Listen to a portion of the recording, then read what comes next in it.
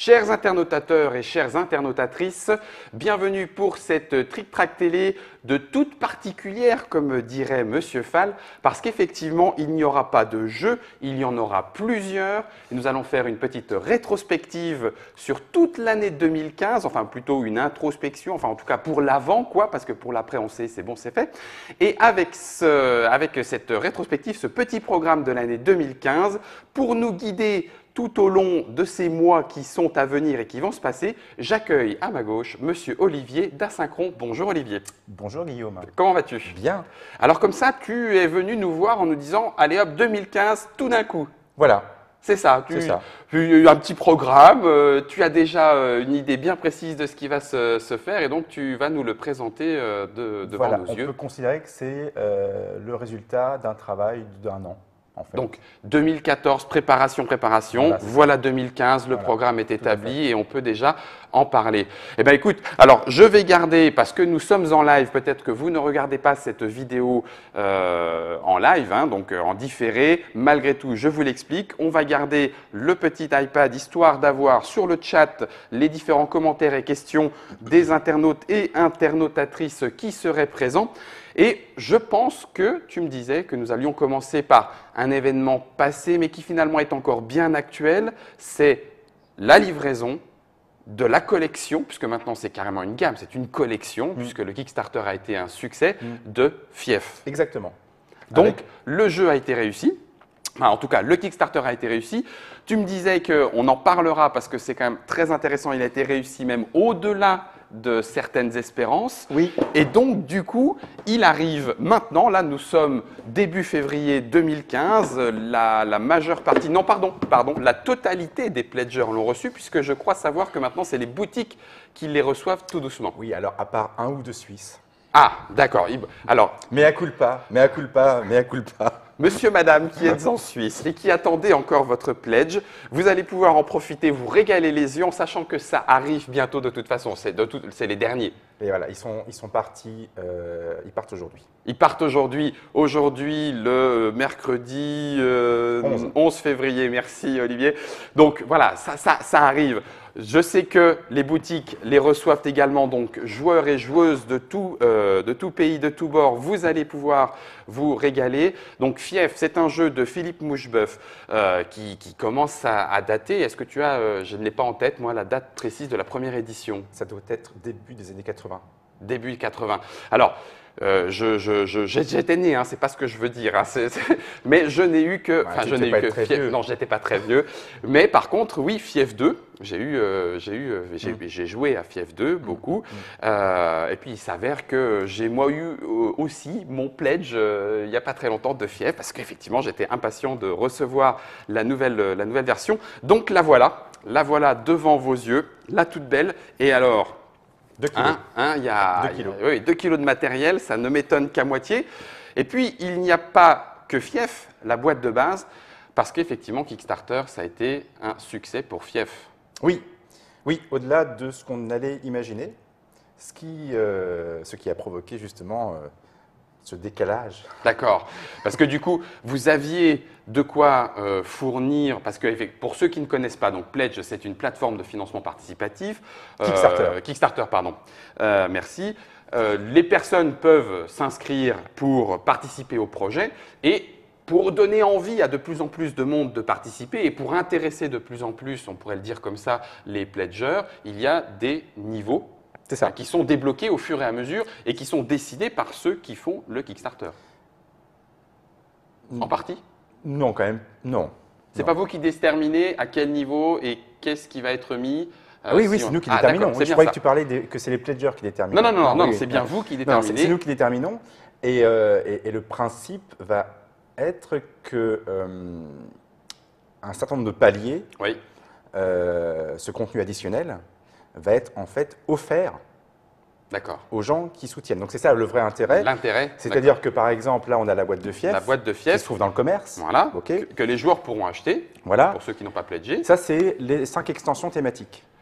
Ce sont les 5 extensions thématiques. Donc les gens qui ont soutenu sur Kickstarter, ils ont eu pour le prix de leur soutien la boîte plus les extensions. Plus les extensions. Donc ça, c'est gratuit parce qu'ils ont soutenu. Donc ça, c'est le remerciement, voilà. Le petit avantage d'avoir participé à la campagne. Petit. Oui, non, pardon, petit. On est d'accord, une fois encore, hein, on va l'ouvrir devant vos yeux. Il n'y a pas loin.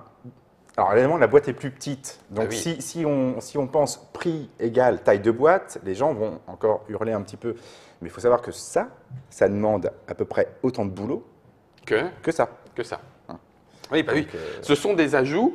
Alors, ce qui est permis par cette réussite de la campagne Kickstarter, c'est que ces extensions thématiques seront maintenant disponibles également pour toute personne et en boutique pour quelqu'un qui voudrait acheter Fief mais qui n'avait pas pledgé. Sauf que celui qui a pledgé l'a eu en remerciement. Voilà. Sinon, vous pourrez l'acheter. Ça va être disponible en même temps que les boîtes de base. Oui, tout est disponible. Tout est disponible.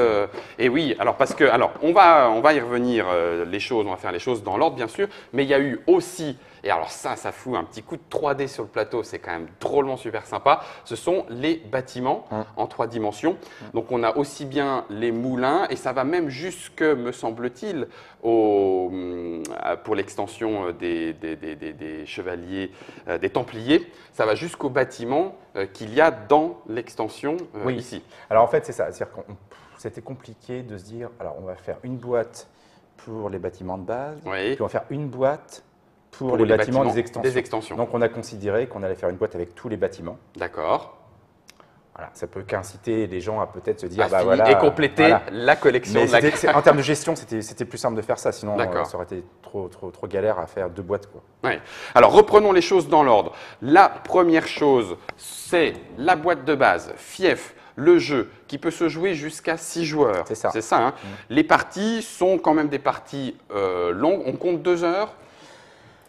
Alors, je l'ouvre en même temps. Ouais, vas-y. Donc j'aime ça. Donc, quand on a fait l'édition de 2011, qui était la vraie édition dans laquelle on a refondu Fief. Oui. Qu'on appelle Fief 2.5, c'est celle-là? Non, je parle de la nôtre. La vôtre? Ah d'accord, carrément, oui, d'accord, pardon, ok. En fait, on a justement un peu pioché dans Fief, dans des choses qui avaient été mises en encart de Cassius Belli. Oui, donc les reliques. C'était peut-être 2.5 justement, oui, ça. Il y avait les reliques notamment. Donc voilà, donc ça, cette édition de 2011, ce qu'on a, un des grands ajouts de cette édition, ce sont les pions ambassades. D'accord. C'est-à-dire qu'on a 2 façons de jouer à Fief. Soit on joue en illimité, dans ce cas on ne garantit pas le temps de jeu. Celui qui est marqué sur la boîte n'est que… Voilà. Par contre, quand on garantit que ça peut se jouer en 2 heures et plus, en 2 heures et demie, c'est lorsqu'on utilise des jetons ambassade, puisque chaque joueur dispose de 3 jetons ambassade. Et on va jouer ça de la même manière qu'on va demander un temps mort dans un sport collectif, genre handball, etc. Et donc, du coup… Pour pouvoir négocier. Pour pouvoir négocier, faire un aparté avec quelqu'un. Avec quelqu'un. Voilà. On sort de la pièce, et on a 3 minutes. Donné. 3 minutes. Voilà, donc, à 6 joueurs, fois 3 jetons. 3 fois 6. 18. 18. Fois 3 minutes. 30 quelque chose, 3 fois 24, non, 44. 1 heure. Oui, c'est ça. Voilà. Donc, ça veut dire qu'on dit qu'il y a en gros 1 heure et demie à 2 heures de jeu et 1 heure formatée de diplomatie. De diplomatie. Donc là, on sait qu'on peut tenir entre 2-3 heures pour une partie de Fief à 6. Oui, une fois Parce encore. Parce qu'à 4 ou 5, on peut aller à 2 heures et on a même vu des parties de Fief d'1 heure et demie. Hein. D'accord. Ça existe. Voilà. Après, ceux qui veulent la jouer no limite… Oui, c'est l'intérêt de Fief, c'est qu'en plus, maintenant, on va en reparler. Donc, Fief, les règles du jeu, il y a eu une trick-track télé qui avait été faite sur votre version. Je ne me trompe pas. Oui, il y a une partie. Une partie. Et une explication des règles sur la version 2011. Sur la version 2011, on est bien d'accord. Donc, ça reste quand même un jeu qui demande un petit investissement en termes de règles. C'est-à-dire qu'il faut. Je ne dis pas que le jeu est compliqué pour y avoir joué, je peux vous le garantir. Par contre, il faut effectivement que quelqu'un maîtrise les règles, puisse ensuite les expliquer pour que chacun puisse y jouer. Par contre, vas-y. Par contre, ce qu'il faut noter, c'est qu'on a les règles sont réécrites. Oui. Par rapport à la version 2011. À la version réécrite, pas au sens game design, mais au sens organisation. Voilà, ça a été refait et elles sont nettement plus facile d'accès. Ouais, on les lit avec plaisir. Ça, ce sont les règles de la boîte de base. On a les petites aides de jeu. Donc, alors, est-ce que je vais les régler? Je pense que je peux les régler en caméra déportée, mais elles sont énormes. Donc, voilà. Il y a 6 extensions. pardon. Il y a donc 6 aides de jeu, une pour chacun des joueurs quand on joue à 6. Et on a d'un côté les phases de jeu. Donc c'est celle qui est actuellement en caméra déportée. La totalité des 7 phases de jeu, comme vous pouvez le constater, cette phase de jeu, ça montre déjà que ce n'est pas un petit jeu. Et de l'autre côté? Et de l'autre côté, c'est tout ce qui concerne les titres avec ce qui est prérequis pour être cardinal, pape, comment on peut être candidat, comment on vote et les privilèges de la fonction. Oui, ce qui est quand même le cœur du jeu. Ce qui est quand même bien pratique, oui, effectivement. Voilà. Alors rappelons-le, c'est un jeu qui se joue en un certain nombre de points de victoire qui peuvent s'acquérir au moment où on prend un titre, par exemple le titre de seigneur d'un fief, le titre de pape, le titre de roi rapporte également des points de victoire. C'est un jeu qui en plus peut se gagner à 2, puisqu'on peut se marier. Et alors on peut marier deux seigneurs de sa famille. Seigneurs de sa famille. Oui, tu as raison, je m'identifie déjà trop à l'un d'entre eux, autant pour moi, effectivement. Donc ce ne sont pas les joueurs qui vont entrer en épousailles, mais ce seront les seigneurs de nos familles, seigneurs et princesses qui vont se marier. Et auquel cas, les deux familles étant liées, elles pourront remporter la victoire. C'est ça, c'est-à-dire que quand on joue en solo, c'est 3 points de victoire. Oui. Et si on est marié via un des seigneurs de sa famille, dans ce cas-là, c'est 4 points de victoire. Donc c'est un jeu où on peut gagner en alliance. C'est ça. Et ça, c'est aussi quelque chose qui est assez inédit. Oui, tout à fait, une spécificité du jeu. Tout à fait. Ouais. Alors, ce qui est drôle, c'est que bien évidemment, rien ne vous empêche de vous marier, puis ensuite de trahir pour finalement quand même gagner tout seul. Oui, parce que ce n'est pas mon habitude. La victoire la plus belle, c'est toujours celle où on gagne tout seul. Exactement. Donc, on a vu les éléments de rappel. Voici les petits plateaux alors ça, c'est un ajout familiaux. Ça, c'est un ajout de cette édition-là. Voilà, que je vais mettre. Alors, je vais essayer de choisir une couleur. Hop, tiens, je vais prendre la bleue. Voilà. Alors, ça permet 2 choses. Alors, il y a un recto verso. Il y a un côté… Alors, je vais le mettre… Attends, bouge pas. Je vais mettre le recto dans le bon sens. Il y a un côté… Il y a un côté pour le jeu de base. Voilà. Et il y a un côté avec l'extension tactique. Donc là, c'est le côté avec le jeu de base où on a effectivement les première partie des jetons disponibles. Voilà. Et on a de l'autre côté, regardez la petite différence ici. C'est-à-dire qu'on peut acheter des archers. Voilà, on a les archers et les bombardes. Ces 2 éléments qui font déjà partie d'un premier module d'extension pour le jeu. Et donc le plateau répercute ces additions. On a ensuite… Oui, alors, et donc ça, ce petit plateau, ça permet de fixer encore… C'est un élément d'ergonomie aussi. Oui. Parce que ça permet de fixer tout de suite une règle qui dit qu'on ne peut pas avoir plus de 4 seigneurs dans sa famille. Oui, exact. Donc voilà, c'est un moyen de se… Ah, tiens, bien vu, je peux voir. Bien vu, c'est vrai, mais en l'occurrence, maintenant, c'est concret. Et de la même manière que ça fixe tout de suite l'idée qu'un seigneur peut avoir 2 titres maximum de fief, peut être cardinal. Ici, il peut être pape ou roi, ou alors reine. Ici, on peut lui adjoindre un titre d'évêché. Voilà. Et quand on joue avec l'extension templier et ou teutonique, dans ce cas-là, il peut y avoir un archevêque. Et un archevêque, il est 2 fois évêque. C'est pour ça qu'il y en a un qui est en opacité à 50% et l'autre, voilà. Bon, plus marqué. Ce qui veut dire quand même que tout ceci, tant mieux pour nous joueurs, est le fruit de toute cette expérience et de tout ce développement qu'il y a eu autour de Fief avec Philippe Moucheboeuf. Tout est maintenant bien mis en place pour que ce soit ergonomique, plus facilement accessible et lisible pour tous les joueurs. Voilà, tout à fait. On a également… Voilà. Alors là… par exemple, on retrouve ici qu'on a un symbole. Parce que dans l'édition de 2011, si tu veux, au dos des pions, on avait fait un mixte. C'est-à-dire qu'on avait remis au dos des pions, quand on voulait jouer la fonction brouillard de guerre, on avait remis plusieurs sergents et un cavalier.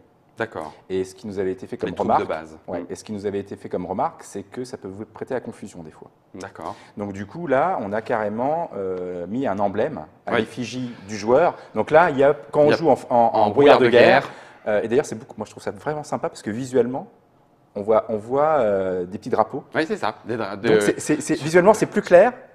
Et puis, alors on ne sait pas trop ce qu'il y a. On ne sait pas ce qu'il y a derrière. Mais ça, c'est un exemple de quelque chose qu'on a amélioré par rapport à l'édition de 2011. Donc, on retrouve tous les punchboards de... Ah, pardon, Nod, excuse-moi, j'ai été un peu trop vite. Voilà, tous les punchboards, donc couleur famille, Voilà. qui contiennent donc les jetons de base, sergent, chevalier, le jeton qui permet d'indiquer si nous sommes mariés, enfin si l'un de nos seigneurs ou princesses est marié, les jetons de vote, Oui. les engins de siège, pardon. Ça aussi, c'est une évolution. On n'était pas satisfait du fonctionnement des trébuchets lors de lors de notre première édition 2011, puisque c'était une unité qui coûtait 5 écus, qui ne pouvait se déplacer que d'une case. Oui, son déplacement était effectivement. Et du coup,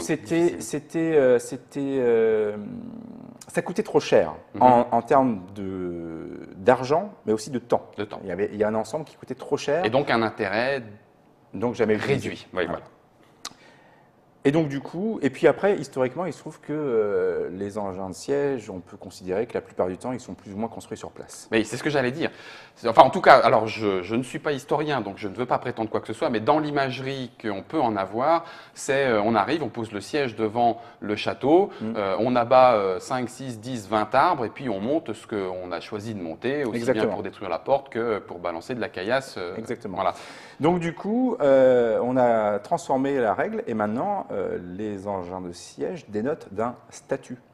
Donc à l'issue du tour des batailles, voilà. On peut décider de monter le siège. De poser le siège ou pas. Voilà. Et donc du coup, on indique tout de suite sur le pion que pour le tour suivant, tu auras un bonus de 1 dé. Enfin, tu annules la malus. Oui, c'est ça. Le malus de la cité, enfin du château, fort, voilà, est annulé par ce premier. Et puis si et donc les pions sont recto verso. Et si tu restes un second round, tu as le maximum pour annuler les bonus en face. Sachant que la petite subtilité, c'est que si deux seigneurs alliés arrivent ensemble pour mettre le siège, ils peuvent poser chacun. Et donc, ils peuvent tout de suite se retrouver avec le maximum dès le début, au tour suivant. Dès le début. Exact. Oui, celle-là, je n'y avais pas encore pensé. C'est très vrai, peut-être un petit peu trop perso. Je la joue un petit peu trop perso, peut-être.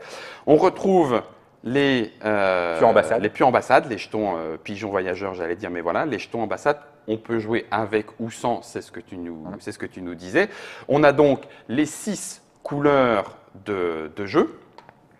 Voilà. Grosse autre évolution ergonomique aussi.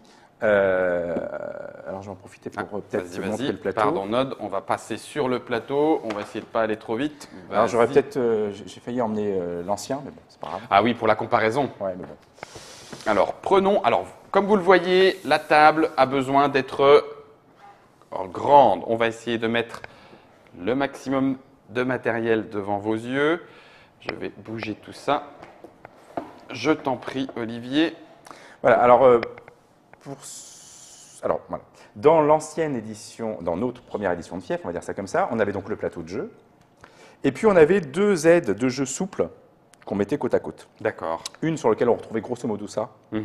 Sauf que la séquence de jeu, c'était du texte en français. D'accord. Là, elle a été iconographiée et sans français pour que ce soit. Les 7 phases de jeu qu'on retrouve sur notre aide de jeu sont également présents ici sur le plateau. Donc ça paraît, tout a été renforcé en termes d'ergonomie, de lecture, le contour, enfin bon, tout ça, ça a été retravaillé. D'accord. Et puis donc, dans cette édition-là, les titres de fief, baron, comte, duc, et les titres d'évêché, c'était des cartes. Oui. Et on les plaçait toutes ici. C'est-à-dire qu'on avait une de jeu qui ne servait qu'à ça, qu'à poser plein de cartes ici. Et après, la manipulation, alors imaginez qu'on n'avait pas le plateau individuel. Oui. Donc la manipulation, c'est qu'on posait ses seigneurs devant soi, et puis alors j'étais évêque, alors je passais la carte comme ça, et puis si j'étais comte, alors je la passais comme ça, mais ça bougeait celle-ci, alors c'était chiant. Tu es en train de nous dire que c'était pas là. C'était pas ergonomique. Optimal. Non, c'était pas optimal. D'accord. Et donc du coup, l'idée, ça a été de créer des tuiles qui permettait premièrement de les placer sur le plateau. Donc, ça permet directement de les placer. Je vous la montre en caméra déportée en premier lieu pour… je vais faire un petit zoom. Non, pas s'écarter. Voilà, zoomer. Donc, on a le titre de fief et le titre de l'évêché. Ces 2 titres, je vous le rappelle, peuvent se placer sur les plateaux d'aide de jeu individuels. aux côtés du seigneur qui acquiert le titre. Tout à fait. Mais ils sont également à la mise en place du jeu, à la mise en place ici sur le plateau. D'accord, voilà. Exactement. Donc, on a directement le titre qui se rapporte et au fief, donc là en l'occurrence un certain nombre de villages partagés dans ce même fief, et au diocèse qui lui est indiqué, si je ne m'abuse, par la frontière de la même couleur de ce dernier. Exactement. C'est un autre élément inédit et qui donne son caractère à fief. Ouais. C'est cette double lecture. Oui. Ces fiefs et ces évêchés qui s'intercroisent. S'intercroisent, tout à fait. Et c'est vraiment ce qui donne la dimension géostratégique au jeu, quoi. Ouais. Et donc, du coup, là, on a quelque chose de très pratique et de très ergonomique parce que tous les titres étant disponibles sur le plateau, à partir du moment où j'en prends un, on voit qu'il a été pris, on le pose. Et c'est fini. C'est terminé. Voilà. On sait ce qui reste, on sait qui a quoi avec le jeu par le truchement des couleurs. Voilà. Donc, de toute façon, tout se suffit. Enfin, le plateau maintenant, en tout cas, se suffit à lui-même. Et donc du coup, cette place qu'on a récupérée ici, on a quand même conservé, si tu veux. Oui, c'est vrai. On a quand même conservé le principe. Il y a des cartes quand même qu'il fallait qu'on conserve parce que il y avait une petite subtilité, c'est que les cartes de cardinaux, au pluriel, je pense. Un cardinal, les cardinaux sont des titres qu'on acquiert, enfin qu'on peut avoir lorsqu'on tire une carte personnage. Donc il fallait qu'on trouve un système parce que quand je tire une carte personnage cardinal et que je la joue, je la pose ici et je prends la petite barrette qui va bien. Donc ça, il fallait qu'on le conserve. Là, ce sont les titres de pape. Donc on pose toutes les tuiles ici, comme ça. Oui, celles qui sont prêtes et qui seront à gagner en cours de jeu. Dark, c'est le même principe. Quand on joue Dark, on pose la carte Dark là et on prend la petite barrette noire qu'on met sur son seigneur. Donc la carte a été jouée. On sait que la carte a été jouée. On a le titre de pape, de roi et la reine qui va avec. Ça, c'est le titre de cardinal qu'on peut acheter. Oui, celui qui est achetable. Et ça, c'est le prince héritier. Et donc, le reste du matériel peut être placé. On peut le placer là. Voilà. Donc tout est sur le plateau. Quasiment. Quasiment tout est sur le plateau. Alors, on va venir à cette première extension. On a presque fait le tour des punchboards. Il y a ici les pièces.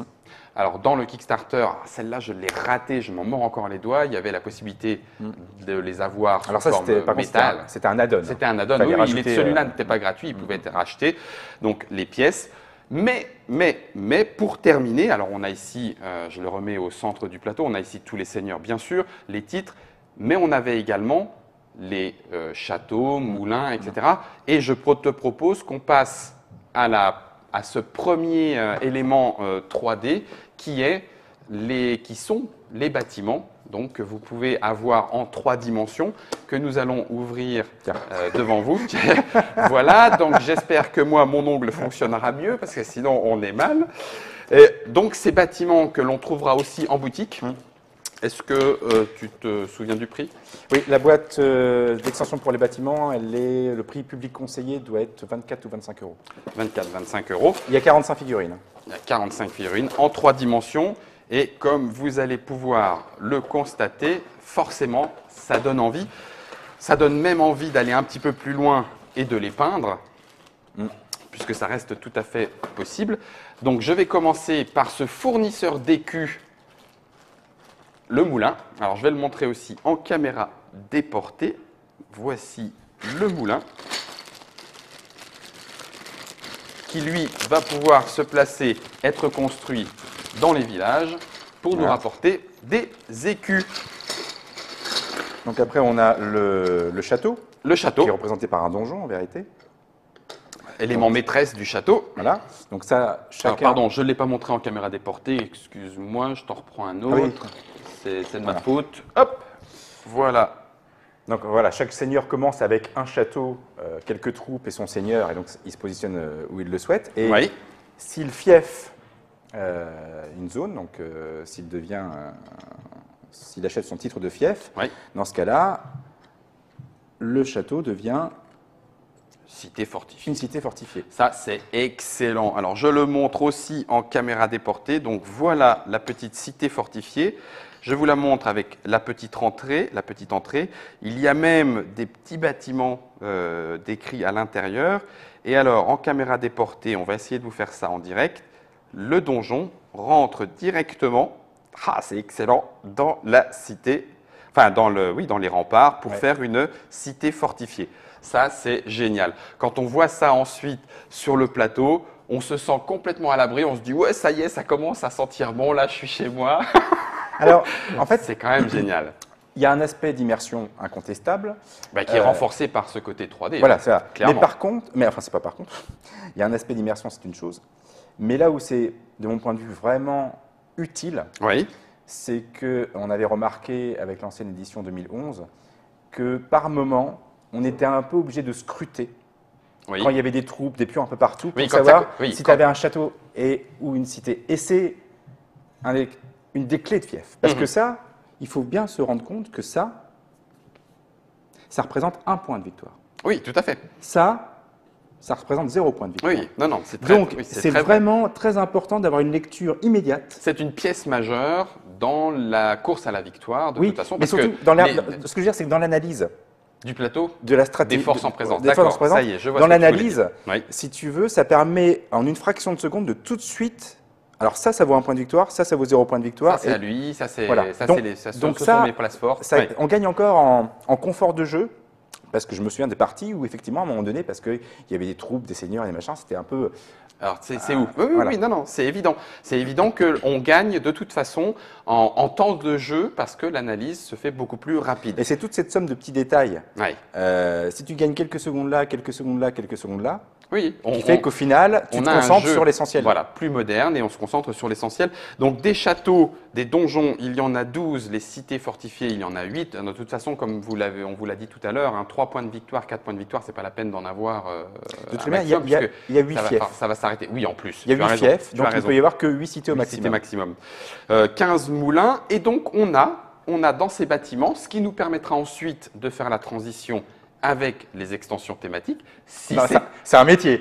Si c'est pas joli les deux bâtiments qui ne sont pas dans la boîte de base, entre guillemets, mais qui sont présents dans cette boîte bâtiment extension de Fief, qui se rapportent donc aux extensions. On a premier bâtiment, je le mets aussi en caméra déportée.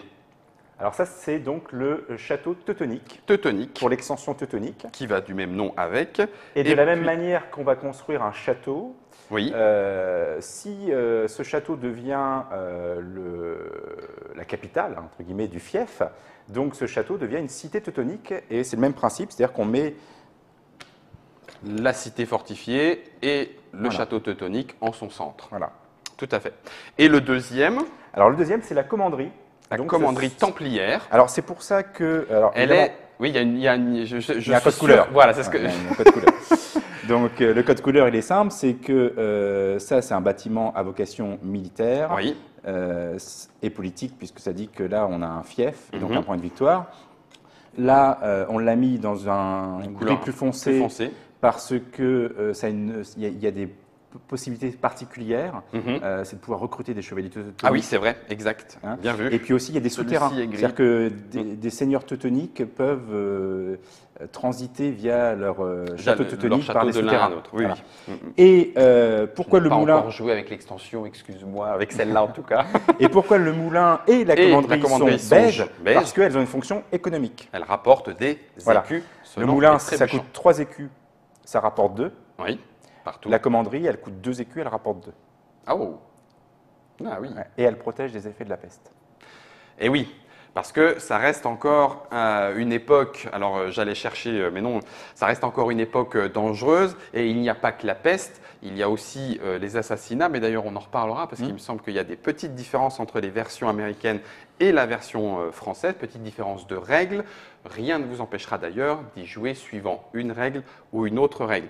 Eh bien écoute, je te propose Olivier qu'on entre dans le vif du sujet. Voilà la deuxième, en fait non, ce n'était pas vraiment la deuxième parce que c'est quand même 5 extensions thématiques différentes. Ces 5 extensions thématiques sont contenues dans cette boîte qui est aussi possible de trouver dans les magasins. Quel prix ?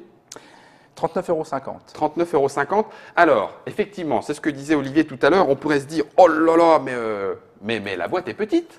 Mais en fait, on va regarder ce qu'il y a dedans. On a quand même un peu regardé ce qui se passait autour de nous. Oui. Et quand on voit certaines extensions de Dixit ou même de Seven Wonders, rapportées au prix de base du jeu… mais de toute façon, alors il faut savoir, je pense que les internautateurs et internautrices qui nous regardent le savent peut-être déjà, il faut savoir que de base, une extension ne se vendra pas dans les mêmes proportions que le jeu auquel elle se rattache.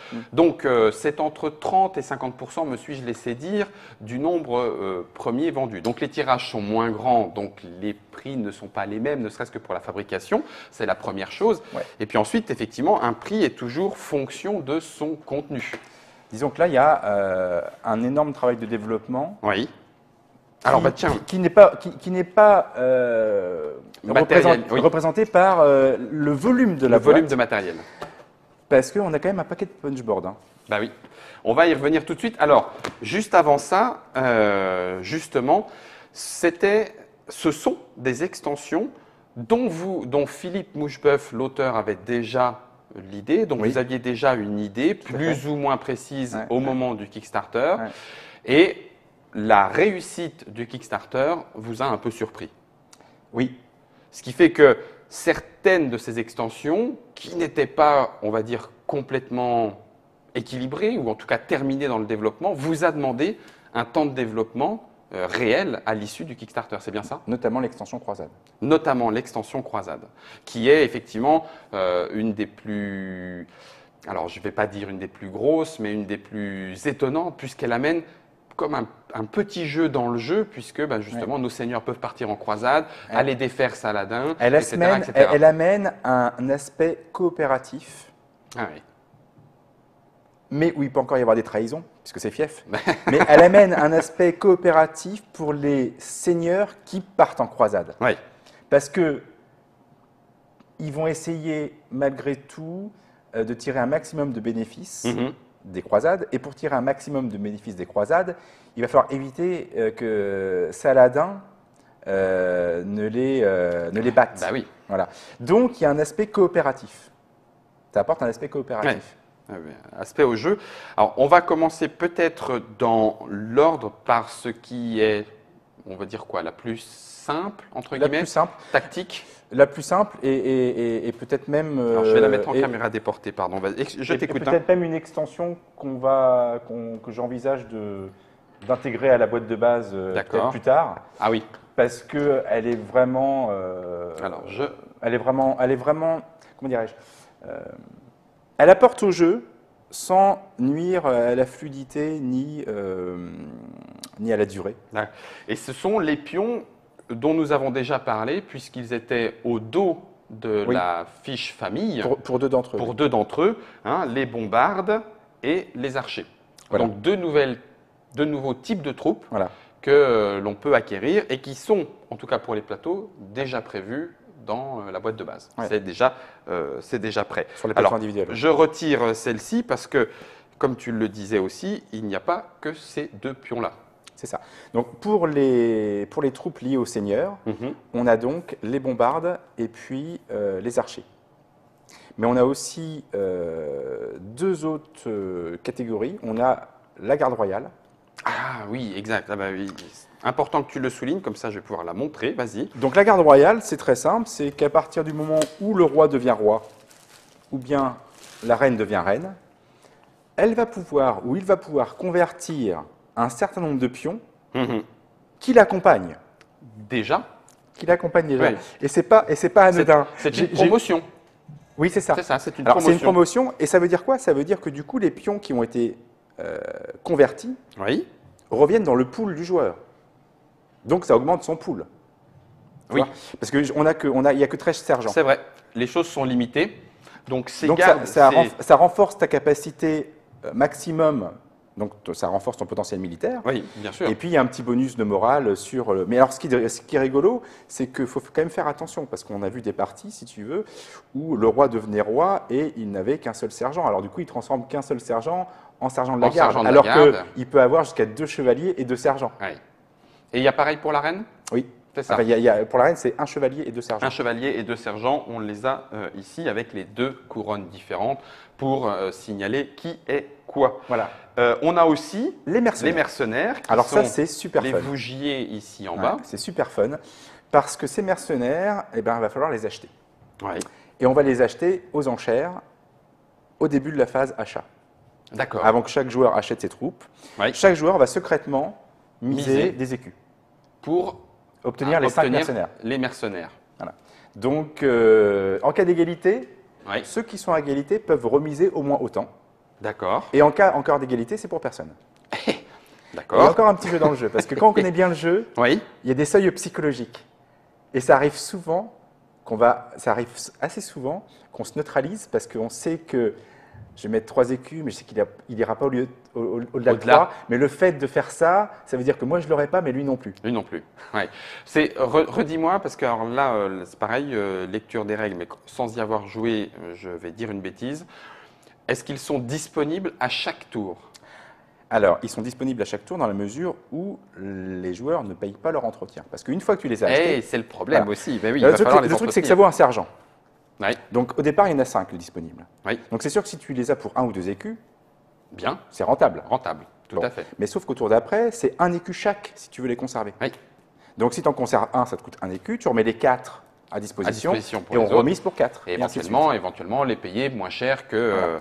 Oui, ben oui. Et ils peuvent intervenir à n'importe quel moment du combat. Tout à fait.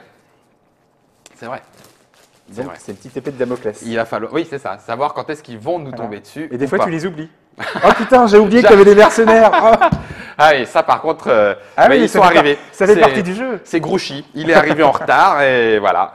Alors on va passer à la deuxième extension dont on a effectivement aussi un petit peu parlé puisque le château teutonique se rapporte à cette extension. Ce sont les chevaliers teutoniques. Alors je vais montrer en caméra déportée l'équivalent des petits jetons château teutonique qui sont donc remplacés éventuellement par les figurines quand on les a sur le plateau. Voilà. On a aussi… Alors là, en infographie, on a juste ajouté 2 petits icônes qui Oui. spécifient qu'il y a des souterrains qui relient les châteaux teutoniques Entre et eux. puis qu'on peut recruter des chevaliers souterrains qui sont ici à gauche et qu'on peut recruter donc des chevaliers teutoniques à droite. Et on a la petite, comme la crosse tout à l'heure, on a le petit élément qui permet d'indiquer sur son plateau quel seigneur est chevalier teutonique. Sachant qu'un titre de chevalier teutonique se prend à la place d'une carte. C'est-à-dire qu'à la phase de tirage de cartes, soit tu prends une carte personnage, une carte événement, ou alors tu peux prendre à la place d'une carte, tu dis je deviens chevalier teutonique, de la même manière que tu dis je deviens chevalier templier. Oui. Voilà. Pour l'autre extension. Et il y a, alors je monte un petit peu pour la caméra déportée, le marqueur qui est ici, avec, me semble-t-il, je ne dis pas de bêtises, le symbole point de victoire. Tout à fait. Donc c'est pour le grand maître des chevaliers teutoniques, qui est élu par par au moins 2 chevaliers teutoniques, c'est un point de victoire éventuellement supplémentaire. Voilà. Et on a donc l'illustration de cette extension chevalier teutonique. Donc ça, c'était la deuxième. On a vu tactique, on a vu chevalier teutonique. Alors on a bien sûr les pions pour chaque joueur, les 6 couleurs de jeu, les pions chevalier teutonique disponibles. On va maintenant passer à l'extension templier, un petit peu plus fine. Donc je vais peut-être même pas l'ouvrir puisque tout est là. Je la mets en caméra déportée. Donc on a les templiers, les chevaliers templiers. Voilà, alors sachant que le mode de fonctionnement est un peu différent, dès qu'on choisit de prendre un titre de templier pour un de ses seigneurs. Oui, donc titre qui est indiqué une fois encore par ce petit marqueur. On lui adjoint un pion de chevalier templier. C'est pour ça que les couleurs sont, c'est pour ça que les couleurs sont grises. Les couleurs sont grises. Elles ne sont pas aux couleurs des joueurs, mais ce chevalier templier est accompagné de son binôme templier. Voilà. Et un chevalier templier ne peut pas attaquer un autre seigneur. Bah alors, quel est l'intérêt, Olivier, dis-moi? L'intérêt, c'est que ça te fait une troupe pour 0 écu. Exact. Donc en début de partie, c'est pas mal en défense. En défense. Parce que ça fait quand même une troupe que tu as payé 0. Un chevalier, oui. Et puis ce n'est que un de tes seigneurs. Oui, lui ne peut pas attaquer, mais les autres, il n'y a pas de souci. Et puis, ça permet aussi, avec les autres pions qu'on avait vus, mais qui se rapportent à la figurine, au bâtiment, d'établir des commanderies. Oui, parce que seuls les chevaliers templiers peuvent construire des commanderies. Ben oui, bien sûr. Donc c'est quand même. Donc l'autre avantage, il est aussi économique. C'est une extension qui est plus, c'est plus une extension, on va dire économique si on veut, et de défense passive, on va dire ça comme ça aussi. Par contre, ce qui est drôle, c'est que quand on joue avec Croisade, les chevaliers teutoniques et les chevaliers templiers sont obligés d'aller aider les croisés. Bah oui, c'est un petit peu leur vocation, hein, à ces moines saints. Bah oui, et il me semble aussi, alors je ne voudrais pas trop en dévoiler, mais qu'on peut jouer également sur le trésor des Templiers, que le roi pourrait avoir envie de piller en disant « bon, les Templiers, ça suffit, on rase, et puis moi je récupère le trésor ». Templiers qui, eux, peuvent avoir planqué le trésor pour éviter d'en perdre. C'est bien ça? Exactement. Ça, je trouve ça plutôt fun dans cette extension. Et le grand maître des Templiers, à un moment donné, peut prononcer l'édit royal. Ah oui, il y a le jeton qui va avec. Non, pardon, je dis n'importe quoi, autant pour moi. Le pape et le roi peuvent prononcer l'édit royal afin de détruire l'ordre. Et si ça arrive, tous les chevaliers Templiers sont exécutés. Bah oui. Ça, c'est fief aussi. Il n'y a pas de jet de dés. Ils sont exécutés. On s'est mis d'accord, le pape, le roi, boum, boum, terminé. Alors, avant de passer sur celle qui est un petit peu particulière, Croisade, la 4e extension, l'extension politique, qui, elle, s'accompagne même, alors je vais essayer de l'ouvrir et puis le montrer en caméra déportée, de cartes et de conseillers, d'intendants pour les différents seigneurs. Alors celle-là, c'est pareil, elle est assez amusante parce que les cartes ajoutent, me semble-t-il, des qualificatifs aux seigneurs. Tout à fait. C'est ça? Tout à fait. Ça, c'est quand même trop. Alors, bon, le premier, c'est par exemple Guillaume, le bâtard. Voilà, c'est la plus roleplay, quoi. Oui, c'est ça. Mais c'est très drôle. Donc, alors, limite, en fait, tout le monde est curieux de voir, dès que tu pioches un seigneur, tu pioches une carte caractère, et donc tu l'associes. Donc, tout le monde est là de savoir, alors, il est quoi ton seigneur? Tu vas quoi, toi? Moi, ce que j'aime beaucoup, c'est le banal. Le rien. Le banal. Et il y a marqué. Ce que tu dis, c'est quoi son pouvoir? Eh bien, ce seigneur n'a rien de spécial. N'a rien de spécial. Il est banal. Écoute, il pourra s'en sortir. Il y en a d'autres qui sont plus agréables, d'autres qui sont moins agréables. Donc, on a dans ce petit sachet un certain nombre. Je vais donc pouvoir maintenant vous les montrer en caméra déportée. Je vais faire un petit zoom, histoire d'être sûr que vous puissiez les lire. Donc, on a le bâtard qui ne peut jamais se marier. Le laidron, qui doit payer 2 écus à la famille lors de son mariage, tellement je trouve ça excellent, ça me fait beaucoup rire. Le béni, qui ne peut pas être affecté par la peste, et ça, c'est quand même pas rien. Et on en a d'autres comme ça, on va avoir le maudit, le malchanceux, le charismatique, bref, tout un nouveau petit paquet de cartes qui rajoute, comme tu le disais, ce petit côté roleplay. Et puis, je trouve ça très drôle quand on joue autour de Fief et qu'on est habitué à parler. De toute façon, Fief, on peut difficilement y jouer en se taisant. C'est de la jouer effectivement un petit peu roleplay en disant moi, Guillaume le bâtard, je décide d'envoyer mes troupes pour Toxir. Enfin voilà, moi je trouve ça très très drôle. Donc ça, c'est la première partie de l'extension politique. Mais il n'y a pas que ça, il y a aussi les intendants. Alors, les intendants, les voici en caméra déportée. Et alors, que font-ils ceux-là? Alors, en fait, ceux-là, on va les piocher au début, enfin, avant de commencer à jouer. D'accord. Parce qu'ils peuvent avoir une certaine influence sur le positionnement. Notamment, mon préféré qui est Gauthier, The Toll Collector, et en français, ça nous donne le receveur de péage des ponts. Oui. Parce que lui, il va permettre de gagner 1 écu. C'est ce petit monsieur-là. Il va permettre de gagner 1 écu pour chaque pont connecté à son fief. D'accord. Donc là, du coup, il y a des éléments de la carte qui deviennent des éléments particuliers par rapport au jeu. Et, parce que c'est assez logique, et du coup, il est aussi premier joueur. Oui. Parce qu'en toute logique, il va aller venir plutôt s'installer dans ce coin-là. Bah oui, là, un pont, deux ponts, il n'y a rien là-bas. Et du coup, il devient premier joueur. D'accord. Voilà. Il y a Esmeralda qui permet… la bohémienne. Qui permet d'écarter une carte qui ne lui plairait pas. Quand tu pioches une carte… Et ça ne te va pas. Et ça ne te va pas, etc. Donc, il y a plein de petits effets. D'accord. Peuvent-ils mourir? Non. Mais il y a certains qui ont un effet one-shot. Par exemple, on a l'espionne. L'espionne, elle peut regarder une fois par tour, elle peut regarder la main d'un autre joueur. D'accord. Bon. D'accord. Mais si elle décide de voler la carte de la main qu'elle a vue, dans ce cas-là, son pouvoir disparaît. Elle a fait sa mission. Son office, elle s'est révélée pour donc faire... Donc tu ne peux plus regarder les regarder par la suite. D'accord. Mais ça te permet quand même de récupérer une carte qui pourrait être effectivement très intéressante. Et la dernière, alors celle qui est, alors je dis ultime, alors c'est pas forcément ultime, mais en tout cas très très spécifique, particulière, celle qui n'avait jamais été vue. On avait déjà vu les reliques, et les reliques sont présentes dans la boîte de base. On vient de voir les 4 extensions. Les croisades rajoutent un élément très très très particulier au jeu, puisqu'on a carrément, alors pareil, on va le montrer peut-être pas en caméra déportée parce qu'il est un petit peu vaste, mais on va essayer de le mettre sur le plateau. Voilà, je le centre avec Node, merci de ton aide. Donc un plateau supplémentaire qui représente la terre des croisés. Exactement. Et donc les seigneurs qui s'y rendent, ainsi que, on l'a dit, les chevaliers teutoniques et les templiers, vont aller en terre de croisade. Voilà. Alors le fonctionnement, il y a 5 titres de fief qui s'y rapportent. Qui s'y rapportent, donc avec 5 points de victoire à la clé. Oui. Et donc le principe, c'est que... Constantinople, voilà. Antioche, etc., etc. Donc le principe, c'est que les joueurs vont décider d'aller en croisade. Oui.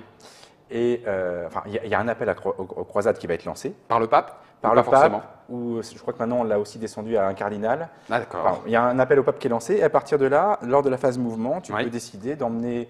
Alors c'est à l'issue de ta phase mouvement, c'est-à-dire que tu peux faire ta phase mouvement. Tu peux prendre un seigneur et hop. Oui, mais surtout tu peux faire ta phase mouvement. C'est-à-dire que tu peux par exemple, si tu peux faire ta phase mouvement et récupérer des troupes et après tu pars. Et après y aller. Voilà. D'accord, oui. C'est dans ta phase mouvement quand tu es dans ta phase mouvement. Et donc tu viens de positionner là-bas, sachant qu'il y a un système de rang. Et le système de rang, il est calculé par rapport au titre que tu as. D'accord. Donc duc, c'est mieux que comte. Oui, forcément. Donc, alors, sachant que c'est pour ceux qui ne le savent pas, le duc, le titre de duc vient du fief qui va avec et du nombre de villages constituant ce fief. Plus le fief est important, donc 4 villages c'est duc, 3 villages c'est 3 comtes et baronnie pour 2. Voilà. Alors il y a d'autres titres, mais voilà, globalement, il y a un barème, on va dire ça comme ça, qui dit qu'en fonction des titres que chacun a, il prend la tête. Il va avoir donc, il va y avoir un ordre. Et cet ordre est important parce qu'on va se positionner, si tu veux, sur ce plateau-là. Oui. Donc avec les différents endroits d'attaque. Et donc, une fois qu'on va arriver sur ce plateau, on va piocher des tuiles qui vont soit être des titres à récupérer, soit des pillages, soit des mises à sac de ville. D'accord. Voilà. Donc je montre les tuiles en caméra déportée. Donc voilà, on va piocher et certaines sont indiquées avec Tyr, Chypre. Donc, enfin, dans un premier temps, si tu veux, on va à l'aide de ces jetons là. Dans un premier temps, on va noter les rangs des seigneurs qui vont en croisade. Il ne peut pas y avoir plus de 6 seigneurs qui vont en croisade. Bouger. Donc on a des petits jetons. Voilà. Donc ça nous permet de savoir, de montrer le rang de chacun. D'accord. Ensuite, on va tirer autant de tuiles qu'on a de seigneurs qui sont partis en croisade. D'accord. Ok. Donc, et on va les ordonnancer sur la route en fonction du petit numéro qui est sur la tuile. Tu vois, il y a un petit numéro rouge. Voilà, 12, 8. Voilà. Donc on 4. Met celle avec le plus petit numéro sur la case 1. D'accord. Celle avec le second plus petit numéro sur la case 2. D'accord. D'accord. Okay. Et quand ces tuiles ont été mises, c'est là où chacun des seigneurs, en fonction de sa priorité, va décider où il va. D'aller ici. Mais j'imagine qu'il n'est pas seul, et c'est pour ça qu'on a également les troupes de Saladin qui vont leur mettre des bâtons dans les roues. C'est-à-dire que sur les tuiles, il y a certaines tuiles où on montre un nombre de pions qui défendent la tuile. Oui, on a vu sur les tuiles d'avant. Alors je la réenlève pour montrer. Voilà, ici. Voilà, donc c'est donc en 1, fait on a 6. Voilà. 5. Donc à gauche c'est les défenseurs de la tuile. D'accord. Et à droite, ce sont les renforts que Saladin va pouvoir rallier s'il arrive sur la tuile. Si Saladin lui-même arrive sur la tuile. Voilà. Sachant que Saladin lui-même a 4 chevaliers. Ah oui. Les chevaliers que voilà. Voilà. Et donc Saladin commence là. Eh oui. Donc Saladin commence en début de route. Il commence ici. Et donc il va remonter. Et donc il va s'attaquer successivement à toutes les tuiles. D'accord. Avec ses 4 cavaliers, avec les renforts de la tuile éventuellement. Ouais. S'il gagne le combat de cette tuile-là, il avance sur celle-ci. Donc il y a tout un jeu. Où est-ce que je me place? Où est-ce que je me place en fonction de mes alliances potentielles? Je peux aussi avoir des cartes souterrains. Oui. Je peux avoir une carte souterrain. Parce que si, admettons que la tuile, c'est une cité, oui. Si je veux la prendre, je dois l'assiéger, admettons. Oui.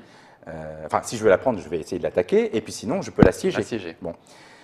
Mais si je l'attaque et que je la prends, je peux me dire, bon, bah, quand Saladin va arriver, pouf, pouf, quoi. C'est bon, je suis prêt. Sauf qu'un joueur hôte pourrait dire, tiens, bah, je vais jouer une petite carte souterrain pour Saladin. C'est possible. C'est horrible. Et attaque de l'intérieur. Voilà. Donc, il y a vraiment un jeu très tactique, ouais. très technique pour savoir en fonction de la tuile, est-ce que je prends le risque? Parce que celui qui est là, il est sûr de se le prendre Saladin dans la tronche. Oui, bah oui, il va arriver. Alors que celui qui est là, ça dépend de ce qu'ont fait les autres. Il peut peut-être faire sa petite bataille tranquille et avoir facilement ce qu'il désire. Et il y a des tuiles, on peut récupérer beaucoup d'argent aussi. Ça donne franchement, effectivement, envie, mais c'est vrai que c'est l'extension la plus costaud, on va dire, parce qu'elle ajoute quand même un élément. Il ne faut pas oublier que quand quelque chose se passe en terre de croisade, sur le plateau central de Fief, la vie continue d'avancer. La vie continue. Et donc les seigneurs sont là-bas. Et les seigneurs qui partent en croisade, on leur met un petit écusson. Donc le petit écusson, c'est le bouclier là, qui est tout en haut. De croisée, hein, voilà. Pour dire qu'ils sont partis en croisade. Et si jamais des seigneurs qui sont présents sur le plateau attaquent une cité qui est protégée du fait qu'ils soient en croisade, dans ce cas-là, ce joueur devient renégat. Aïe, aïe, aïe, il a brisé ses vœux. Il devient renégat. Il a brisé ses vœux de croisée. Alors, il a trahi la foi, enfin, oui, parce que voilà, il n'est pas dans la continuité de l'histoire, si on veut. Hein, c'est un renégat. Oui. Et il y en a eu en vrai.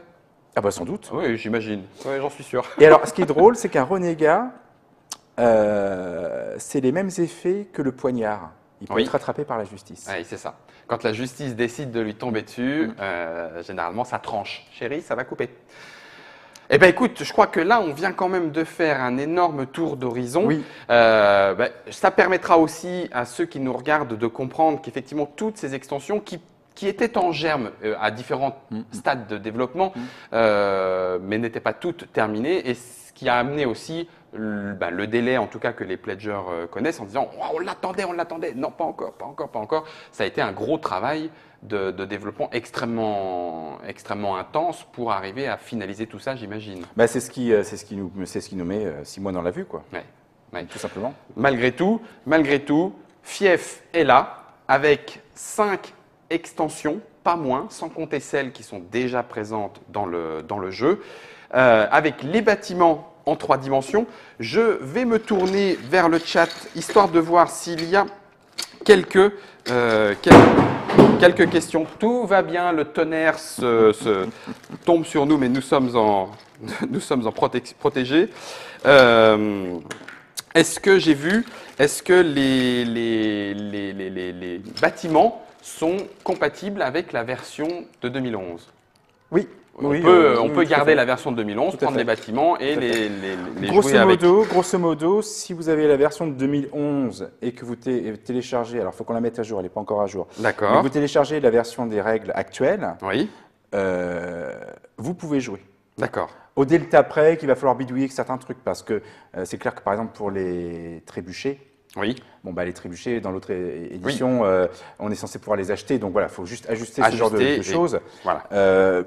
Mais c'est parfaitement compatible. D'accord. Tac, je regarde s'il y avait quelques questions. Est-ce que toutes les extensions sont compatibles entre elles? Est-ce qu'on peut en décider de jouer la full complète et on met les 5 extensions, boum? Tu as déjà une expérience? 3 heures, 4 heures, 5 heures de jeu? Pas forcément? Non, pas forcément.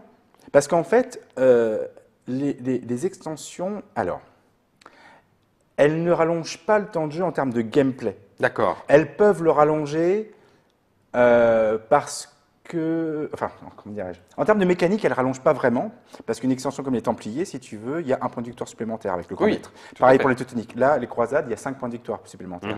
Donc, ah oui, je vois ce que tu veux dire. Le fait de multiplier un nombre d'accès à des points de victoire compense le fait que des règles soient ajoutées et du coup, on peut éventuellement. Par contre, là où, à mon avis, évidemment, il y a plus de durée de jeu, c'est que l'analyse est plus complexe et que les négociations peuvent être plus âpres parce forcément. qu'on a plus d'éléments à négocier, notamment quand on joue avec les croisades, si tu veux.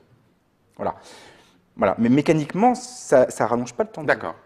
On a ici une petite question sur une idée de jeu que Philippe Moucheboeuf, l'auteur, aurait sur un jeu de cartes pour fief jouable à 2.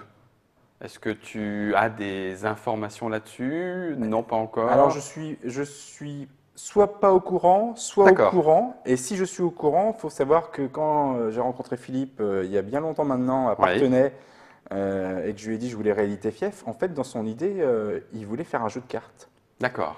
Voilà. Au départ, pour lui, sa réédition de Fief, voilà, c'était un passage au jeu Et on de l'a cartes. testé, le jeu de cartes, mais ce qui n'était pas satisfaisant, c'est qu'il nous manquait la dimension spatiale, quoi. D'accord. Et Fief, sans un ça. plateau avec des fiefs et des évêchés, pour moi, ça fonctionne pas. C'est pas possible. Voilà. Bon, en tout cas, ça pourrait l'être. On n'a pas plus de nouvelles pour l'instant. Alors, on a une question aussi sur le thermoformage. Alors, du coup, on va en profiter puisqu'il va falloir commencer un petit peu à ranger pour passer à la suite. Je vais le montrer ici. Alors, peut-être qu'avec les reflets, ce n'est pas évident. On a effectivement un thermoformage qui va permettre de ranger tous les pions des joueurs.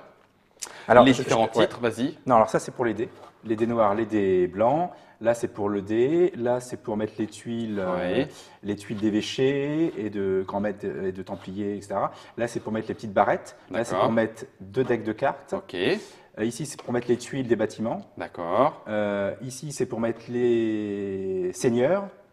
Et là, c'est pour mettre les pions argent et là, les pions moulins, grosso modo. D'accord. Il faut savoir que j'ai mis en ligne sur le forum consacré à Fief une photo de mon rangement. Oui, un petit rangement pimpé comme on dit. Non, pas pimpé. Ah non, directement avec celui-là. J'ai tout rangé. Tout rangé, extension comprise? Oui, tout. Wow. Ah oui, donc écoutez, alors ça par contre c'est important. Oui, donc ça permet quand même de ranger, oui. d'avoir tout dans ce thermoformage de base. Oui, parce que en fait, extension comprise. Du coup, les pions cartonnés écus, oui. Je les vire. Oui. Parce que j'ai les pièces. J'ai les pièces. Pas moi. Les pions, les tuiles bâtiments, je les vire parce que j'ai les bâtiments. J'ai les bâtiments, d'accord. Sachant que ça prend plus de place. Oui. Donc si on a les pions, c'est sûr qu'il n'y a pas de souci. Oui. Et en fait, l'astuce, c'est que il faut bien ranger ces figurines ici. Et l'astuce, c'est qu'on va mettre les cités dans ce sens-là. D'accord. Et à l'intérieur, on peut encastrer des commanderies. Oula, voilà. Tetris-like pour... Non, ça se fait vite. Voilà. Et j'ai eu une remarque sur TrickTrack que j'ai pas eu le temps de répondre, qui me disait oui, mais si tu fais ça, en fait, tu mets pas le plateau parce que le plateau risque d'appuyer sur les moulins. Voilà. Alors en fait, non, parce que ce que je fais, alors voilà, ce que je fais, c'est qu'en fait ici, je mets les extensions. Ok. Tu surélèves le plateau. Voilà. Je mets les extensions ici. Par-dessus, je mets les plateaux individuels. D'accord. Par-dessus, je mets les cisettes de jeu. Par-dessus, je mets les règles. Oui. Et par-dessus, je mets le plateau plateau. en dernier. D'accord. Tu fais un petit montage pour qu'effectivement tout puisse… Maintenant, c'est vrai que j'ai vu certains pimps, c'est ça? Des pimps. Des pimps. Et c'est vrai qu'il y en a certains qui sont… Enfin, il y en a un qui est vraiment chouette. Il y en a de très… Mais sans aller jusque-là, on peut tout ranger dans…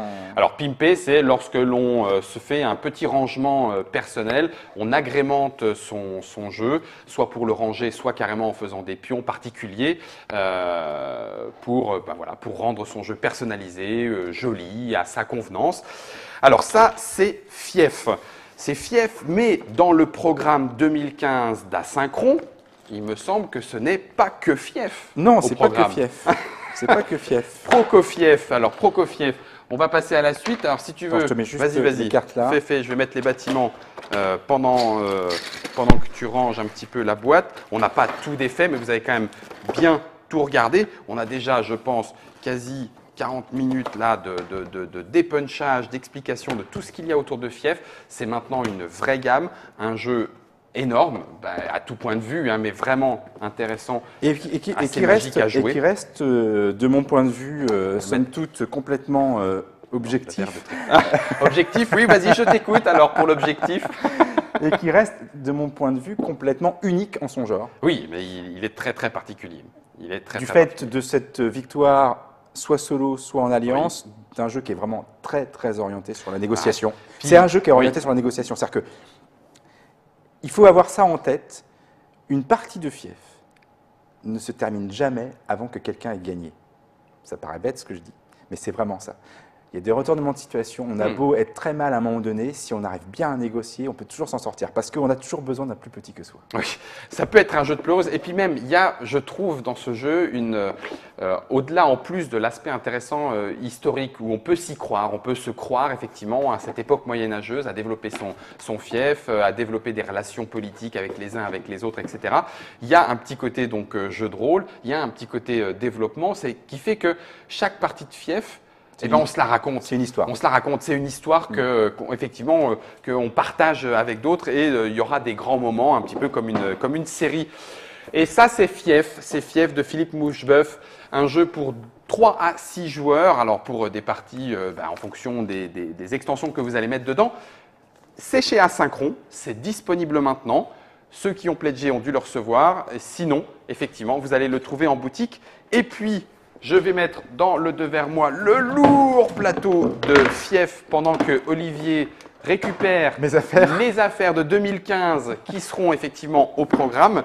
Et on va passer maintenant alors, à un jeu que vous avez déjà vu passer aussi en Trick Track Télé, Quatermaster Général. Il y a une partie dans une une expli. Il y a une explication. Voilà.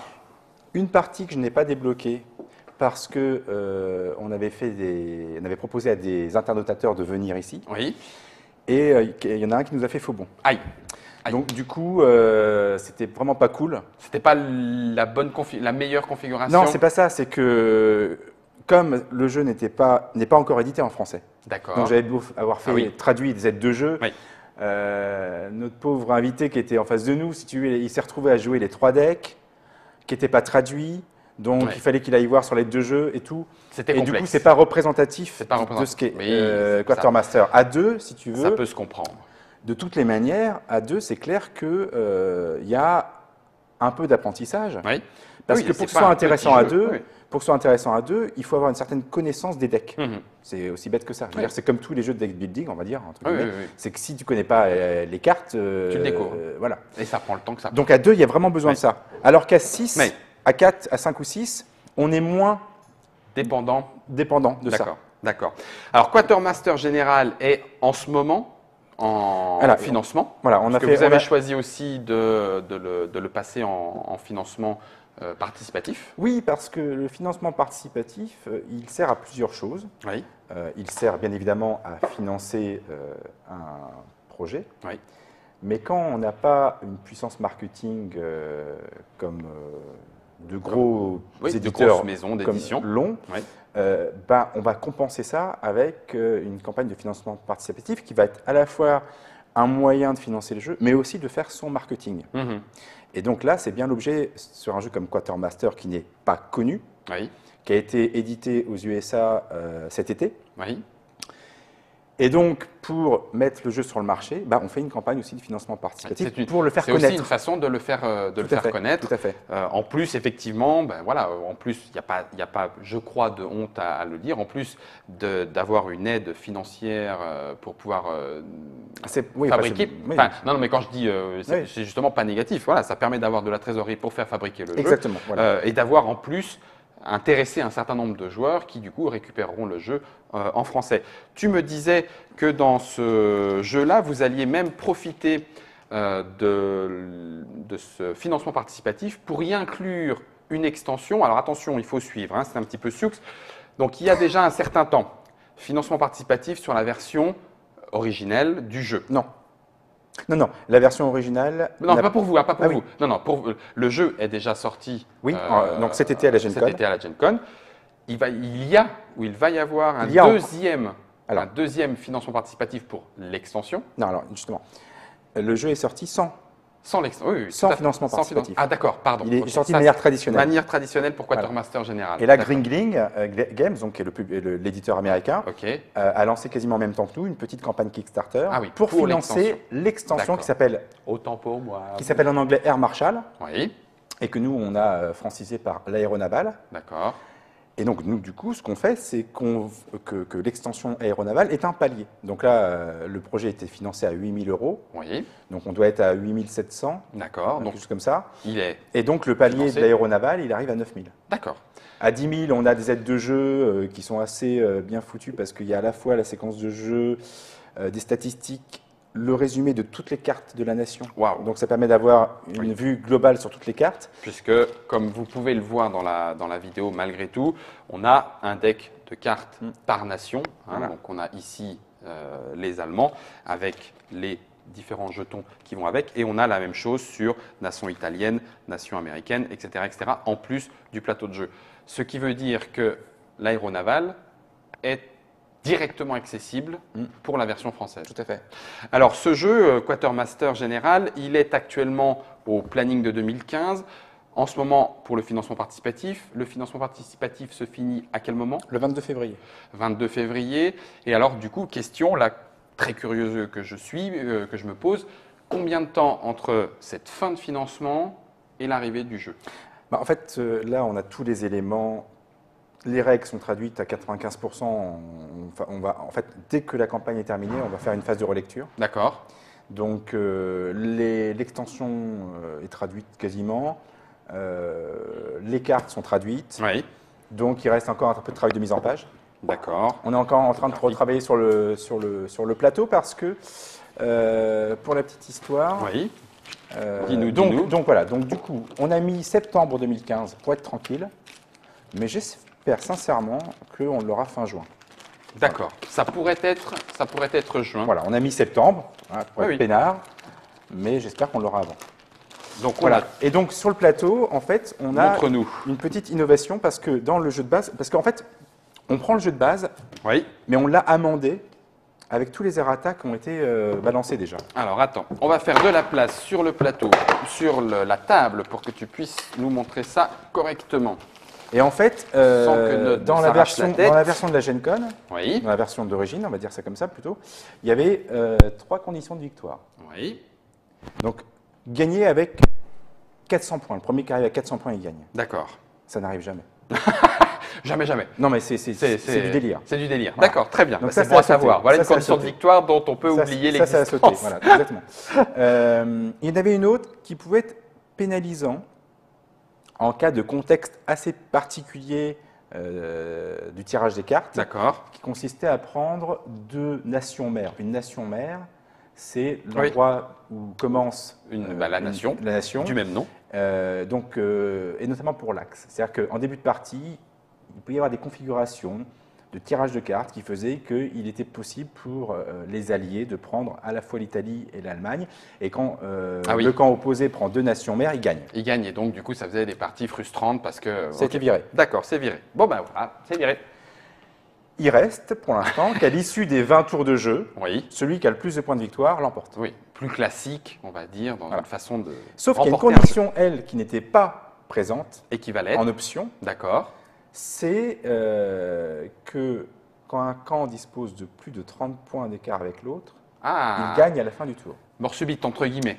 Ah, d'accord. Ah oui, ok. Voilà. Donc voilà, maintenant c'est simple, c'est à l'issue des 20 tours, celui qui a le plus de points de victoire, ou à n'importe quelle fin de tour, celui qui a plus de 30 points de tenter victoire. Un rush. Ce qui crée la tension, et c'est vraiment excellent. D'accord. Et donc du coup, on va changer ce système, parce que là en fait on avait un système de pistes tournantes avec des jetons 0, 100, tu vois. Donc, ça, non. Donc ça disparaît. On va avoir juste la moitié, c'est-à-dire qu'on va aller de 0 à 47. 47. Voilà. Et en fait, ça ne va pas être une piste de score dans l'absolu, ça va être un différentiel relatif. Ah oui, d'accord. Voilà, avec un seul jeton, côté allié, côté axe. D'accord. Et du coup, on va faire une infographie qui montre qu'à partir de 30 points, ça devient vert. Donc, plus ton pion approche de ta couleur, plus tu es prêt de gagner. Et donc, visuellement, tout de suite, on intègre la condition de victoire, alors que là, on ne la voit pas. Ce qui veut dire que ce plateau-là, est-ce que les éditeurs, donc tu as dit, pardon, parce que je ne l'ai pas fait, Grigling Games, va reprendre cette idée-là, ou ça sera du coup une spécificité à la… Non, je pense qu'il va la reprendre, parce qu'on en a discuté, parce qu'il faut bien voir que, en fait, dès qu'on a des idées comme ça d'aménagement, je la soumets à Grigling. D'accord. Et il est tout à fait ouvert partant là-dessus, sachant que lui, son jeu, il existe pour l'instant. Donc, ça pourra se faire qu'au reprint du jeu. Oui, pour la suite. D'accord. Alors, du coup, tu nous dis, juin 2015, septembre. Au mieux. Septembre. Non, oui. Juin 2015 au mieux, une espérance, on croise les doigts, si effectivement les choses se suivent bien, sinon septembre. Et si le palier est débloqué, l'extension incluse dans le pledge. Voilà, alors on a un palier avec l'aéronaval, on a un palier avec les aides de jeu, on a un palier avec 3 cartes spéciales. J'espère qu'on va arriver à ce palier-là, parce que je trouve ça très brillant. D'accord. C'est une carte qui modifie les conditions, c'est une carte qui modifie les règles. Oui. Donc avec une carte, une autre façon de jouer. Voilà, il y en a une qui s'appelle prisonnier par exemple. Oui. Un joueur peut décider une fois dans la partie de pouvoir, alors je crois que c'est retirer des cartes ou, enfin c'est un avantage, Oui. de pouvoir piocher différentes cartes, je ne sais pas trop quoi. Enfin moi il y a cette idée-là. À partir du moment où un joueur du camp adverse est aussi d'accord, et ils le font tous les deux. Ah, Tu vois le truc ? c'est l'équivalent. Ah oui, d'accord. Donc, ça s'appelle prisonnier parce que c'est l'équivalent d'un échange de prisonniers. Voilà, donc, il faut qu'on se mette d'accord. Ça Ouais. nous donne un avantage, mais il faut que le camp d'en face soit Ouais. OK. Oui, OK, d'accord. Donc, ça va rajouter cette petite partie de Il y a 3 négociation cartes spéciales qui ont cet effet-là. qui ont un Encore effet différent. particulier Voilà, tout à fait. pour chacune de ces cartes-là. Quartermaster général, donc ça arrive bientôt. Qu'est-ce que tu nous annonces également, Monsieur Olivier, dans la suite de 2015 pour Asynchron? Alors, le dossier Réveil de l'ours Le réveil de l'ours et sa variante solo, et sa variante solo. qui était sur Kickstarter également. Alors, Ah, on entre dans un sujet vaste et compliqué. Je mets le Quartermaster général dans le devers de Trick Track et je t'écoute, dis-nous tout. l'histoire, Pardon. c'est que quand on a lancé la campagne Ulule Oui, pour faire le Réveil de l'ours module solo, oui, nous pensions, parce que nous avions des fichiers, oui. et nous pensions que le jeu était développé. Oups, je sens venir une petite contrariété. Voilà. Sauf qu'en vérité, Uwe Eckert d'Academy Games étant assez perfectionniste et le système étant assez génial, il a vu qu'il y avait un moyen d'aller encore Plus loin. plus loin. D'accord. Et donc depuis, en gros, on attend. Donc alors, disons-le de la meilleure façon possible. Le jeu en l'état aurait pu sortir comme ça, et puis avec une amélioration une deuxième fois un petit peu plus tard. Non, ça n'a pas été la décision qui a été prise, aussi bien par donc Academy Games que par Academy du Games coup, Court, hein, voilà. Bah oui, en l'occurrence, c'est leur jeu. La décision a été de, OK, le financement était ce qu'il était. Par contre, on a moyen d'emmener les choses encore plus loin. On vous demande un petit peu de patience pour aller jusqu'au bout du bout, c'est ça? Donc nous, ça ne nous arrange pas du tout. Bah oui, Moi, je comprends tout à fait les soutiens qui ne sont pas contents d'attendre. Bah oui. Mais nous, ça nous met dans une position qui est bien pire. Ouais. Parce que, encore heureux que Fief, on en soit sorti. Au et final, on est oui. content qu'a priori les retours sont plutôt Plutôt. très bons. Oui, Tout le monde trouve le matériel, etc. Bon, bref, ravi, voilà. etc. Parce que, évidemment, à partir du moment où tu as 2 projets qui ne sont pas livrés, Oui, tu fais quoi? bah oui. Tu fais rien. Bah, Donc ça- si tu fais rien, Oui. tu n'as pas de trésor. Ouais, et Donc puis si tu n'as ça- pas de trésor, et tu ça- fais rien. Et ça bloque. Et Le donc- serpent et se donc- mord la et donc- queue et donc- et ça et donc t'es mort, s'écroule et quoi. t'es mort. Voilà. Ouais, oui, je comprends bien. Donc c'est pour ça qu'on a lancé Quartermaster, Mhm, sachant qu'on n'avait toujours pas le réveil de l'ours, mhm. Alors, mais le réveil qu'on de avait l'ours, quand même, enfin le module solo du réveil de le l'ours. module je veux dire. solo, oui, bien Ah, sûr. Voilà. Ce module solo était prévu, alors c'est pas la peine de ressasser des millions d'années, mais il était prévu normalement pour quand? Ah bah, De mémoire. nous, on espérait l'avoir 6 mois après la fin de la campagne. Ouais, donc il y a 6 rap- mois de là. rapidement. Il y a 6 mois de ça. On est déjà donc à un an Bah oui. après cette sortie Voilà. de campagne. Bon, Oui, bah alors- oui. C'est la difficulté de Kickstarter. Les gens, les aficionados de Kickstarter qui sont régulièrement et qui suivent les projets Kickstarter savent bien ce qu'il en est. De façon globale, c'est pas vrai à chaque fois, mais de façon globale, il y a des retards. Certains pensent que c'est parce que Oui, ça mais peut Guillaume- être organisé Non autrement. mais Guillaume, je t'arrête tout de suite. Dis-moi. C'est complètement de notre faute. Il n'y a Ben- pas de souci là-dessus. Non, mais si, il n'y a pas de souci là-dessus. Pourquoi je dis ça? Parce que c'est bon, on a compris la leçon. D'accord. Quartermaster, Oui. avant de lancer la campagne Ulule, j'ai tous les fichiers. Oui. Et j'ai même traduit le jeu déjà. Donc, J'ai- d'accord, voilà. ok. Ok. Donc, ce qui donnerait raison, pour certains projets en tout cas, à certains pledgers en disant bah oui, ça peut être aussi une préparation. Une campagne Kickstarter est aussi une préparation, un vrai travail, une maîtrise des délais. Ce qu'il faut bien comprendre, c'est que nous, mais ça ne nous arrange pas du tout d'avoir un an de retard sur un jeu. Parce que tant que le jeu n'est pas livré, nous, on ne le facture pas. Et tant qu'on ne facture pas le jeu, on n'a pas d'argent qui rentre pour développer un autre jeu. Pour la maison d'édition, c'est de toute façon problématique aussi. Voilà. Donc, donc c'est bon, on a compris la leçon. Je veux dire, clairement, si on fait d'autres campagnes, je pense qu'on fera d'autres campagnes de financement participatif, la condition sine qua non, c'est qu'on aura eu tous les éléments en amont dans une version qu'on sait qu'elle est fixée. Point. Ça peut déjà être lancé en l'occurrence. Du coup, ce qui m'amène à te poser la question suivante. On a parlé de Quatermaster Général, on vient de parler un petit peu du module solo. Alors, j'ai pas fini. Réveil de l'ours. Ah, vas-y, dis-moi. J'ai pas fini. Justement. Donc, voilà. Donc, la bonne nouvelle, c'est que malgré tout, nous, on a fait tout le boulot de traduction. La version, elle est fixée. Et maintenant, on attend pour savoir quand est-ce que ça va partir à l'impression. D'accord. Et ça devrait être pas tardé. On compte en nombre de jours. Voilà. Donc, on touche du bois. Voilà. Voilà, on bout. Mais il y a autre chose qui va arriver. OK. Oui. Mais cette fois, on a tous les fichiers. D'accord. On a commencé à traduire. D'accord. Et en fait, c'est un truc juste absolument énorme. Énorme. C'est énorme. Ouais. Bah oui, mais dis-moi. Alors, on a le Réveil de l'ours, le jeu de base, dans lequel tu as les règles et un livret de 16 scénarios. Tout à fait. Donc, tu joues les scénarios, les uns après les autres. Peut-être tu fais plusieurs fois un scénario. Oui, parce que tu peux le faire au moment où tu apprends les règles, tu peux décider de le jouer avec les règles complètes, me semble-t-il. Je ne voudrais pas dire de bêtises. Oui, c'est ça, mais surtout tu peux rejouer un scénario, tu peux jouer un camp ou un autre, mais à un moment donné, ça a une fin. Je sens un générateur de quelque chose.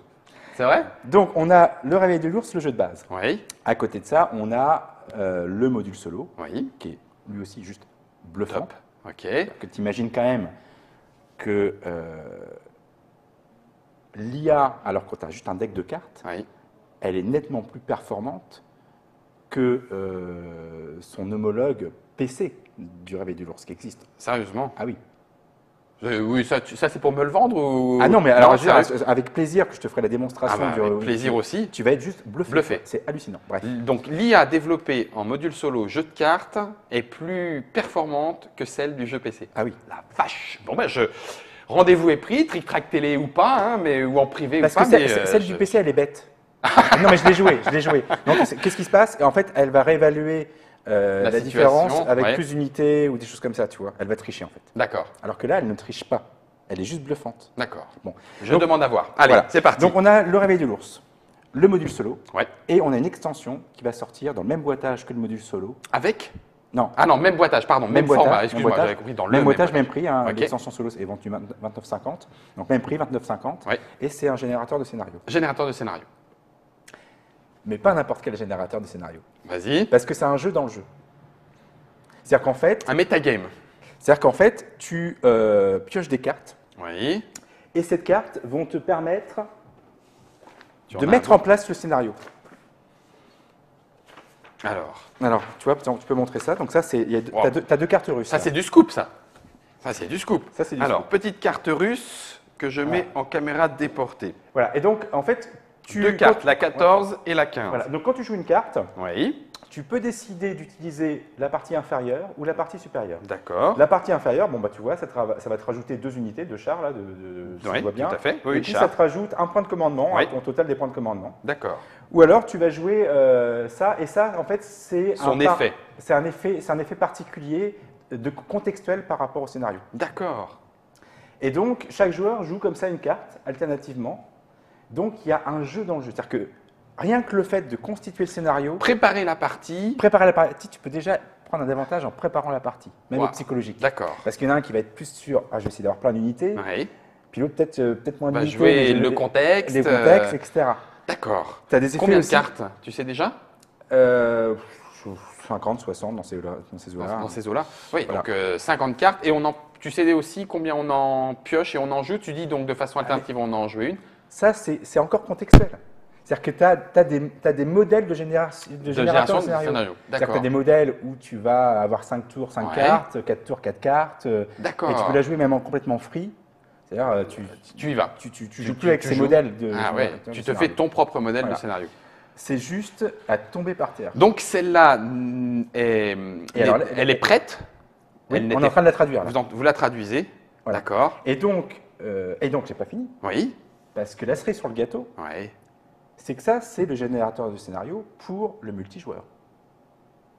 Mais tu as aussi un générateur de scénario pour le solo. Dans la même boîte. Oui. C'est-à-dire que tu peux générer tes propres scénarios pour jouer tout seul. Ouais, donc là, on peut faire tout et de façon infinie. De 1 jusqu'au multijoueur. C'est juste incroyable. D'accord. Alors ça, je veux voir. Je veux voir, j'attends de voir effectivement. Et en fait, pour ceux qui... Voilà, ça, c'est pour le solo. D'accord. Dans la boîte solo, si tu veux, tu as des missions. Tu as des missions, et ces missions, en fait, imagine que tout ça, c'est renseigné. Il y a un historique, il y a tout un ensemble de choses, voilà, ça se passe comme ça. D'accord. Et ça, c'est des générateurs de missions solo. C'est-à-dire que tu as des tuiles, et en fonction des cartes que tu joues, tu vas poser les tuiles, et tu vas créer ton scénario solo. Waouh. Tu vas le poser, et alors visiblement, tu vas aussi évoluer ici sur, sur cette partie de la mission. Tout à fait. Bon, mais effectivement, oui, il va falloir qu'on en sache un petit peu plus. J'attends avec impatience que tu puisses nous en montrer davantage. Je te rends les petits exemplaires. Et donc, l'annonce à faire, c'est que, donc, on a l'annonce que je fais, donc, c'est que pour toutes les personnes qui ont soutenu pour le réveil de l'ours, extension solo. On va faire une précommande du générateur de scénario. Et au lieu de payer 29,50 €, ce sera 15 €. Moitié prix. Moitié prix. Moitié prix. Pour vous qui avez patienté pendant cette année, parfois effectivement, on est motivé, on a envie d'avoir le jeu pour lequel on a pledgé. Ça a été un petit peu long. Eh bien voilà, Asynchron vous l'annonce. Il y aura possibilité de précommander le générateur de scénario solo et multijoueur contenu dans la même boîte pour moitié prix en remerciement, en contrepartie de cette patience et de la compréhension en tout cas que certains feront montre. Franchement, je dis franchement, le jeu en vaut la chandelle d'avoir autant attendu. Et quand je dis ça, je pèse mes mots parce que le jeu en vaut la chandelle, mais pour nous, c'est vraiment super pénalisant d'être bloqué. Oui, non, je crois que de ce côté-là, on l'a bien compris. J'ai une petite remarque là dans le chatroom qui demande du coup si ce générateur, cette IA qui peut y avoir, qui est développée et que tu disais être au-delà de la version PC, pourquoi est-ce que du coup, maintenant, la version PC ne pourrait pas évoluer en utilisant cette façon de jouer dans la version PC? C'est une très bonne remarque, sachant que j'ai proposé à Uwe qu'on le fasse, nous, parce qu'on développe aussi sur du web mobile. C'est ça. Et on serait capable de développer l'interface justement en utilisant ce système-là. Et ce serait, pour le coup, serait une adaptation vraiment du jeu qui serait plus sympa que la version PC qui, franchement, s'éloigne trop, ça fait trop jeu vidéo et au final on perd, je trouve, l'esprit. Le sel de Conflict of Heroes. Et donc du coup peut-être, c'est pas encore… Il suffit juste qu'Academy Games me dit ok, on y va. Fait. D'accord, oui, il reste détenteurs des droits. On connaît parfaitement le jeu. Oui. Donc c'est pas tout d'implémenter. Il faut quand même l'implémenter de manière intelligente, ce deck, si tu veux. C'est pas juste du copier-coller. C'est pas du copier-coller, oui, non, on est d'accord. Mais effectivement, le moteur est là. Le moteur est prêt. Un petit côté téléachat, Monsieur Fred. Et oui, effectivement, le moitié prix, c'est… Écoutez, Maryse, je ne vous le propose pas pour… Non. Mais malgré tout, c'est une des réalités concrètes d'une boîte de jeu, c'est son prix et la façon dont la maison d'édition le propose à tel ou tel prix et éventuellement avec telle ou telle facilité. Là, en l'occurrence, c'est quand même 50% de réduction. C'est quand même 50% sans les soldes. 50% de réduction pour dire aux gens qui ont longtemps attendu, qui seront… pas déçu du résultat, et pour les remercier, entre guillemets. Je comprends bien. Alors maintenant, il me semble qu'on va passer dans un format de jeu dont il a déjà été effectivement question. Je crois qu'il y a 2 jeux qui sont à venir en français, dont on a déjà parlé en Trick Track Télé. Est-ce que je me trompe? Non. Non, tout à fait. Alors le premier, c'est que c'est lui. Race to the Rhine. Il a été joué avec…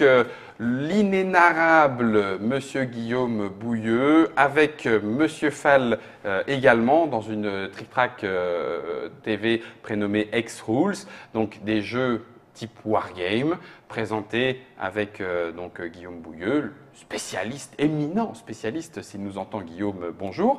Et donc Race to the Rhine arrive en français. Va arriver. Va arriver en français. Alors, quand? Parce que normalement l'impression est prévue pour le printemps. D'accord. Alors, le printemps, voilà. Oui, ça peut être large. Et on est censé s'associer à cette réimpression pour la version française. Avec Phalanx, donc c'est une réimpression. Voilà. D'accord. Donc, jeu qui... alors, j'ai pas le jeu, hein, donc je ne vais pas pouvoir... si tu nous le résumais, tu le placerais en quelques mots, comment? C'est une course. Oui. Donc, c'est une compétition entre 2 ou 3 joueurs. Et c'est une course qui consiste à arriver en Allemagne en ayant la contrainte de la logistique. D'accord. Gérer donc, voilà. toute la chaîne. C'est vraiment très malin. Ouais. C'est vraiment très très malin. Il y a une compétition entre les joueurs qui est d'enfer.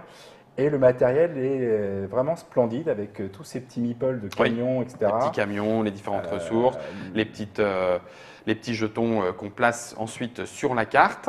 Et c'est une thématique qui est traitée de manière très originale. Parce qu'on n'est pas sur... limite, c'est pas un wargame, quoi. Je n'y ai pas encore joué, hein, donc je préfère être honnête. Je sais que c'est un jeu de plateau. Sur le forum, certains l'ont remarqué. Alors je pense, là tout va bien. Je pense en l'occurrence à Monsieur Harry Cover, qui avait effectivement découvert un petit peu ce jeu. C'est vraiment un jeu, c'est une course, quoi. C'est une course où il faut gérer la contrainte de la logistique. Mais alors le plateau est énorme, hein, Fall le connaît déjà, Node aussi. C'est un jeu, je vais y arriver, 1, 2, 3, où on va évoluer donc sur ce plateau jusqu'à l'Allemagne, comme tu nous le disais. Voilà. 90 minutes, c'est un temps de partie correct? Quand on connaît bien le jeu, oui. D'accord. Donc les premières parties sont un petit peu plus longues, forcément. Et alors, tu trouves que le côté wargame s'efface un petit peu? Non, mais c'est un avis. Hein, je prétends être spécialiste de wargame. D'accord. Je prétends être spécialiste de wargame. Disons-le. Et tu trouves comment dire ça L'aspect course rend... Il se trouve que ça se passe en 1944. Oui. Et que c'est les 3 groupes d'armées alliés qui se tirent la bourre, pour parler vulgairement, pour arriver le plus rapidement possible là-bas et dire c'est nous qui plantons notre drapeau et on a gagné. Donc voilà, c'est la Seconde Guerre mondiale, etc. Mais on est très très loin du wargame avec son schéma classique d'hexagone, de lignes de vue, d'aspect tactique ou opérationnel. Là, on est vraiment dans un jeu d'optimisation de sa logistique. Dans l'absolu, on aurait très bien pu dire ça se passait en 1970, je ne sais où. Complexe, un autre contexte historique. La traduction vient surtout de cartes et des règles. Oui, cartes et règles. Cartes et règles. Cartes et règles, normalement, Race to the Rhine part en production au printemps. Alors, quand on dit part en production au printemps, quand est-ce que les boîtes, du coup, peuvent arriver? Quel est le délai entre le moment où ça part en production? On compte quoi? 6 mois? On va considérer au pire. Le printemps, c'est en mars. Mars. C'est le 21 mars. Oui. Donc, on va dire que la fin du printemps, avril, mai, juin, c'est le 21 juin.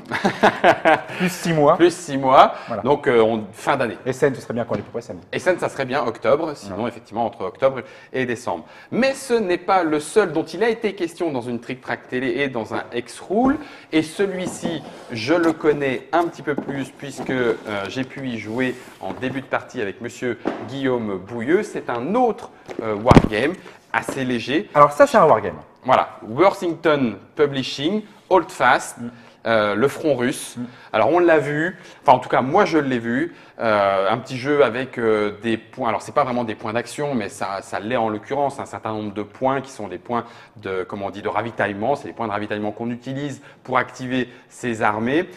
Les pions sont représentés et la partie un petit peu intéressante c'est ce côté brouillard de guerre avec les pions face cachée que l'adversaire ne voit pas. Alors au fur et à mesure des combats on a une idée un petit peu plus précise de qui est où et l'allemand va tenter. C'est l'opération Barbarossa. Voilà, lors de l'opération Barbarossa, l'Allemand va essayer d'aller de rouler. Alors c'est vrai qu'au début, en plus, c'est ce qui se passe. Hein, il roule sur le front russe et il pénètre à l'intérieur du continent en essayant d'aller le plus loin possible. Et le joueur russe doit résister.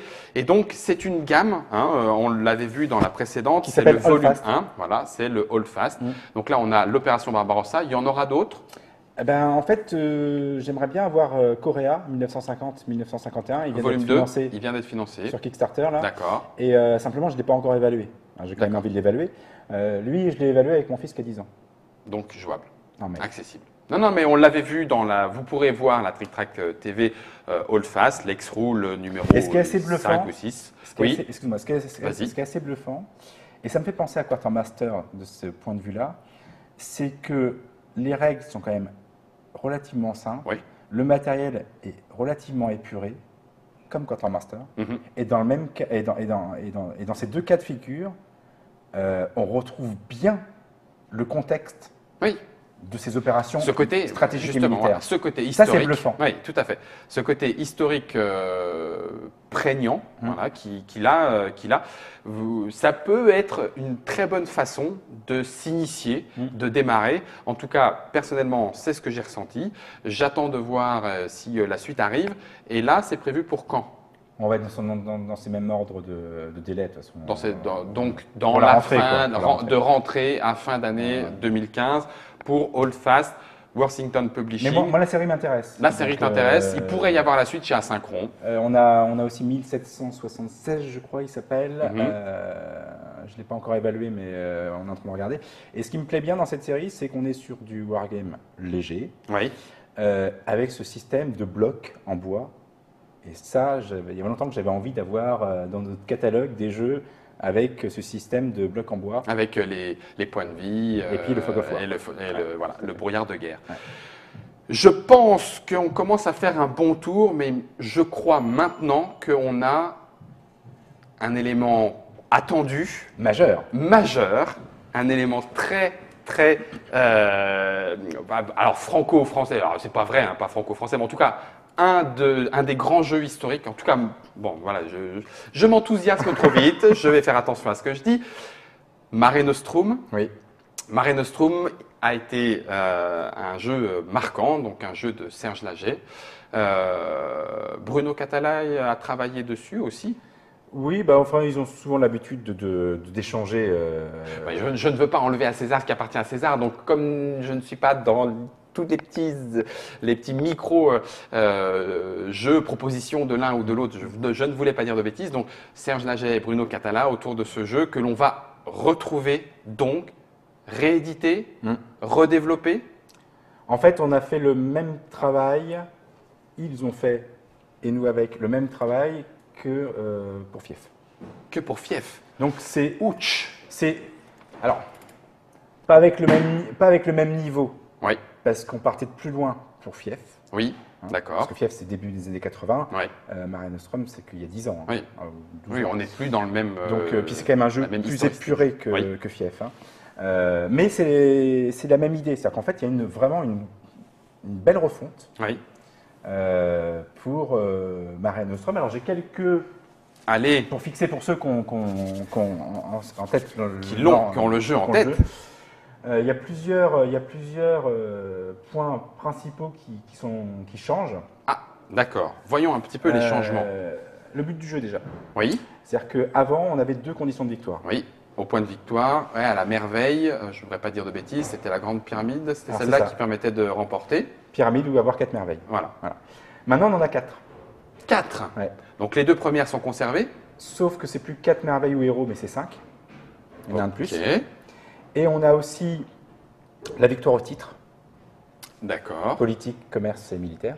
Ok. Et on a aussi la victoire aux villes. 4 capitales ou cités légendaires. Parce que les cités légendaires apparaissent dans cette numération. Ok. Quand tu parles de... Je reviens pour le titre, donc ça veut dire que si j'arrive à avoir les 3 titres, je peux emporter le jeu. Oui. Oh. Ok, et donc des cités légendaires, pardon, je récapitule les 4, donc les 2 connus, sauf que maintenant on est passé à 5. Oui, il y avait, oui, ça permet d'avoir une partie qui finit peut-être un peu moins abruptement, les pyramides. C'est surtout que ça fait que les les options pour gagner sont 2 fois plus importantes. Oui, bah oui. Et que donc ça crée une tension plus importante avec quelque chose d'inéluctable. Et donc ça zappe tout de suite l'idée que la partie elle va être interminable. D'accord. C'est-à-dire qu'à un moment donné, forcément, il va se passer quelque chose que quelqu'un n'aura pas vu. De toute façon, et qui va amener à la victoire de quelqu'un. D'accord. Donc ça, c'est le premier changement, les conditions de victoire de Mare Nostrum, donc ce jeu de Serge Laget et Bruno Catala, maintenant, disons-le, qui arrive bientôt. Dis-moi que oui. Attends, je finis sur. Oui, vas-y, regarde sur les changements de règles. C'est juste que je voudrais Alors, savoir si c'est bientôt. Autre chose qui a bien changé aussi, et c'est pas anodin, c'est lors de la phase de construction, les héros et les merveilles avaient un coût de 9 ressources ou 9 impôts. C'était constant. Maintenant, c'est progressif. Le premier, c'est 6, le second, c'est 7, le troisième, c'est 8, le quatrième, c'est 9 et le dernier, c'est 10. Alors, reprenons. Est-ce que ce coût en ressources est propre à telle ou telle merveille ou est-ce que ce coût est ma première va me coûter, 6. Ma deuxième va me coûter, ma troisième. Ah oui, d'accord. Ce qui veut dire que… petite accélération. Oui, mais surtout, ce qui est intéressant, c'est que ça permet très rapidement à plusieurs joueurs de tout de suite prendre un héros. Oui. Et donc de bénéficier tout de suite de son pouvoir spécial. De son effet. Donc ça crée de la dynamique. De suite.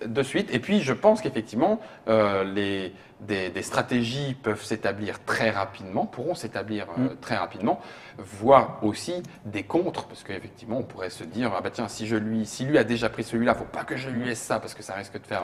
Donc non, d'accord, ok. Et ça permet du coup aussi une multiplication des façons d'atteindre la victoire. Et ça écarte l'aspect stéréotypé. C'est-à-dire que le grec, il ne gagne que comme ça. L'Égyptien gagne aux pyramides. Je veux dire, on a fait une partie hier soir, j'étais à 2 doigts de gagner aux merveilles avec l'Égyptien. Voilà. Et hier soir, il y a une victoire aux villes par le Romain. Bon, c'est un peu plus dans l'idée que le Romain étant militaire, etc. Mais voilà, ça fait que chacun peut gagner de manière différente. Voilà, il y a ça. Qu'est-ce qu'on a d'autre d'intéressant? On a aussi les cités légendaires qui apparaissent. Oui, donc c'est ce que tu nous disais. Donc Syracuse, Jérusalem et Troie. 3 cités légendaires. Et en fait, les ressources sont affichées sur le plateau. Oui. Donc si j'ai une caravane ou un temple ou ceci, je prends ce qu'il faut dans les 13 piles de ressources pour les impôts. La pile des ressources des cités légendaires, c'est une ressource de chaque. On forme une pile et c'est caché. Donc quand je prends une ressource, moi je sais, mais personne d'autre ne sait. Ça évite un peu le côté de calcul. Oui, d'accord. Donc ça crée une incertitude sur les combinaisons. Une petite incertitude sur les combinaisons disponibles chez l'un ou chez l'autre. D'accord. La phase de combat, c'est pareil, on a modifié les statistiques. Ah oui, intéressant. Donc on a lissé les statistiques. C'est toujours par tranche de 5 qu'on fait des dégâts, d'accord. Mais la stat du dé terrestre, parce qu'on a un dé terrestre et un dé maritime. Donc c'est 3, 4, 4, 5, 5, 6. 3, 4, 4, 5, 5 et 6. Ok. Voilà. Et le maritime, c'est 2, 3, 3, 4, 5. 2, 3, 3, 4, 4, 5. En fait, l'idée de ça, c'est de dire, moi, je ne supportais pas un truc à Mare Nostrum, je ne supportais pas l'idée d'arriver à 2 contre 1, de faire 0 perte et de m'en prendre une en retour. Ça, je trouvais ça chaotique pour moi. Oui. C'est un jeu de stratégie. Oui, d'accord. Voilà. Dans le format du jeu, ça t'était pénible d'envisager cette frustration extrême là. Donc l'idée, c'était de voir s'il n'y a pas moyen de faire en sorte que il y a toujours le côté aléatoire, mais il y a un petit peu plus de constance. Donc tu peux, pour pas dire un jeu de stratégie, il faut bien que tu te bases sur un minimum de constance. Après, tu peux simplement prendre un risque plus ou moins grand. Mais tu ne peux pas jouer au loto. Non, mais ça y est.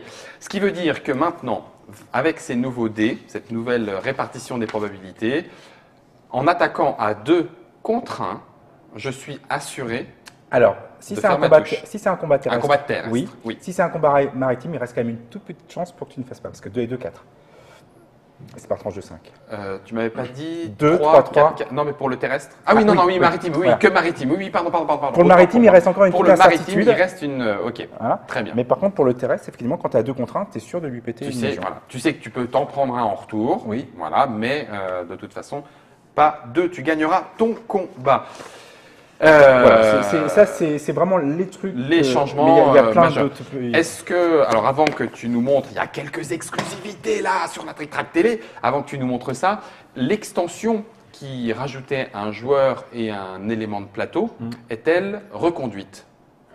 Alors, on ne sait pas. D'accord, on est dans l'expectative. Nous patienterons donc.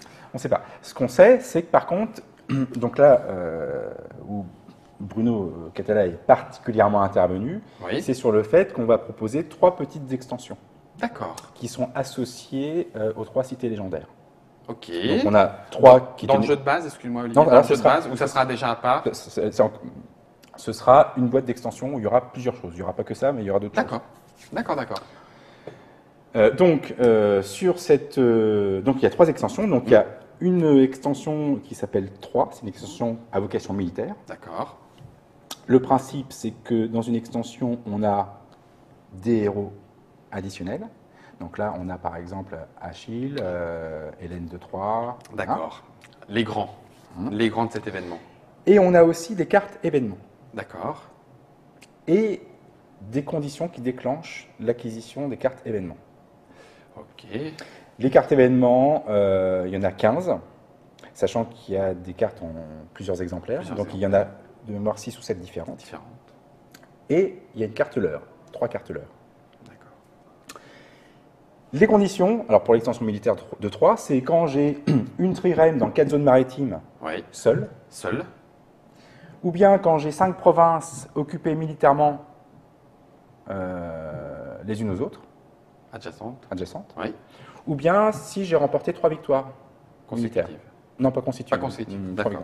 Donc ça, c'est les conditions pour récupérer. Voilà. Dès que j'ai déclenché une condition, je peux récupérer entre 1 et 5 cartes. Ah oui.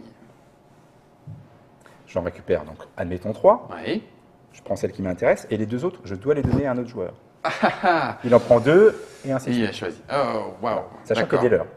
Il y a 3 cartes leurre. Ah oui, c'est vrai. Oui, heureusement. Ouais, tant mieux, parce que mince, c'est nous qui faisons le boulot et puis c'est tous les autres qui s'en récupèrent de l'avantage. Le principe, alors pour 3 par exemple, c'est on a les archers crétois.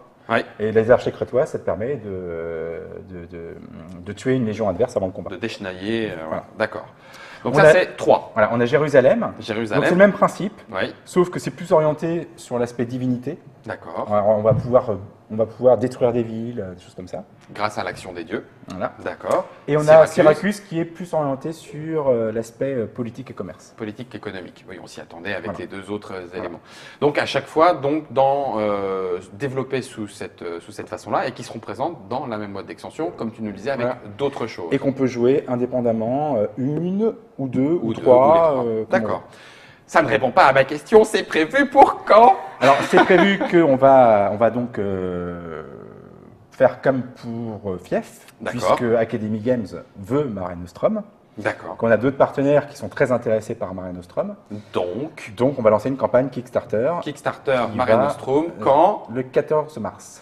Le 14 mars 2015, à vos tablettes pour vous, les amateurs de jeux de stratégie, commerce, développement, ça sera, oh là là là là là là, ça sera le Kickstarter de Mare Nostrum. Je pense que ça, c'est une avant-première. Oui. Waouh!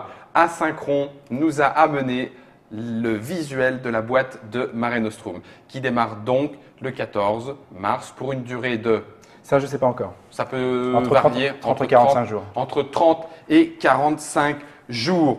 On y est presque. Ça veut dire que, par rapport à ce que tu disais tout à l'heure, alors bon, je le dis comme tu l'as dit, mais on en tire des leçons par rapport à tout ce qui s'est passé. Est-ce que ça veut dire que là, sur cette campagne Kickstarter, les éventuels paliers qui vont être débloqués par cette campagne sont d'ores et déjà connus et prêts? Tout est fixé. Tout est fixé. Oh, donc là, tout est fixé. Là, nous, on a fixé tout dans une espèce de fourchette raisonnable. Oui. Il est clair que, à la différence d'un jeu comme Conan, où on peut... Autre succès du Kickstarter, énorme. On peut sans limite augmenter, puisqu'il y a des scénarios additionnels, et puis il y avoir des figurines additionnelles. Donc à l'arrière, il n'y a pas de limite, tu vois, un peu comme un jeu de rôle à tiroir. Mais Mare Nostrum, ce n'est pas un jeu à scénario. Il y a une limite. À un moment donné, on ne va pas ajouter pour ajouter. Donc, c'est pour ça qu'on a balayé large. On a vu tout ce qu'on pouvait faire. Après, on verra comment la campagne elle va évoluer. Mais à un moment donné, on n'ajoutera pas pour ajouter. D'accord. Voilà. On aura des trirèmes, des figurines de pions armés, chacun les siens, qu'on pourra peindre. Non, bon, je pars dans des délires. Non, mais tu ne pars pas dans des délires, on a déjà prévu ça. Donc, ce qui est prévu, si tu veux, c'est que d'entrée, assez rapidement, on va proposer donc des meeples. Oui. Et donc des meeples, donc il y aura une silhouette bien particulière pour un légionnaire standard, pour une trirème, pour un fort, mais ça va être des meeples améliorés. D'accord. C'est-à-dire qu'on va travailler sur 2 dimensions. Ok. Ça va être un assemblage de 2 parties pour faire quelque chose qui commence déjà à être sympa. Ouais. Si on monte un peu dans les paliers, on va faire un meeple pour chacune des nations. Donc un légionnaire romain, un éléphant pour le carthaginois, un char pour l'égyptien, un archer babylonien et une phalange grecque. Si on monte encore dans les paliers, on proposera des figurines. Et même système. Et même système, c'est-à-dire que dans un premier temps, c'est une figurine générique. Et si on monte encore dans les paliers, donc vous avez prévu réellement. Voilà, et le jeu est développé. Les extensions sont développées. Là, on en est à la phase d'avoir les règles en anglais. Voilà.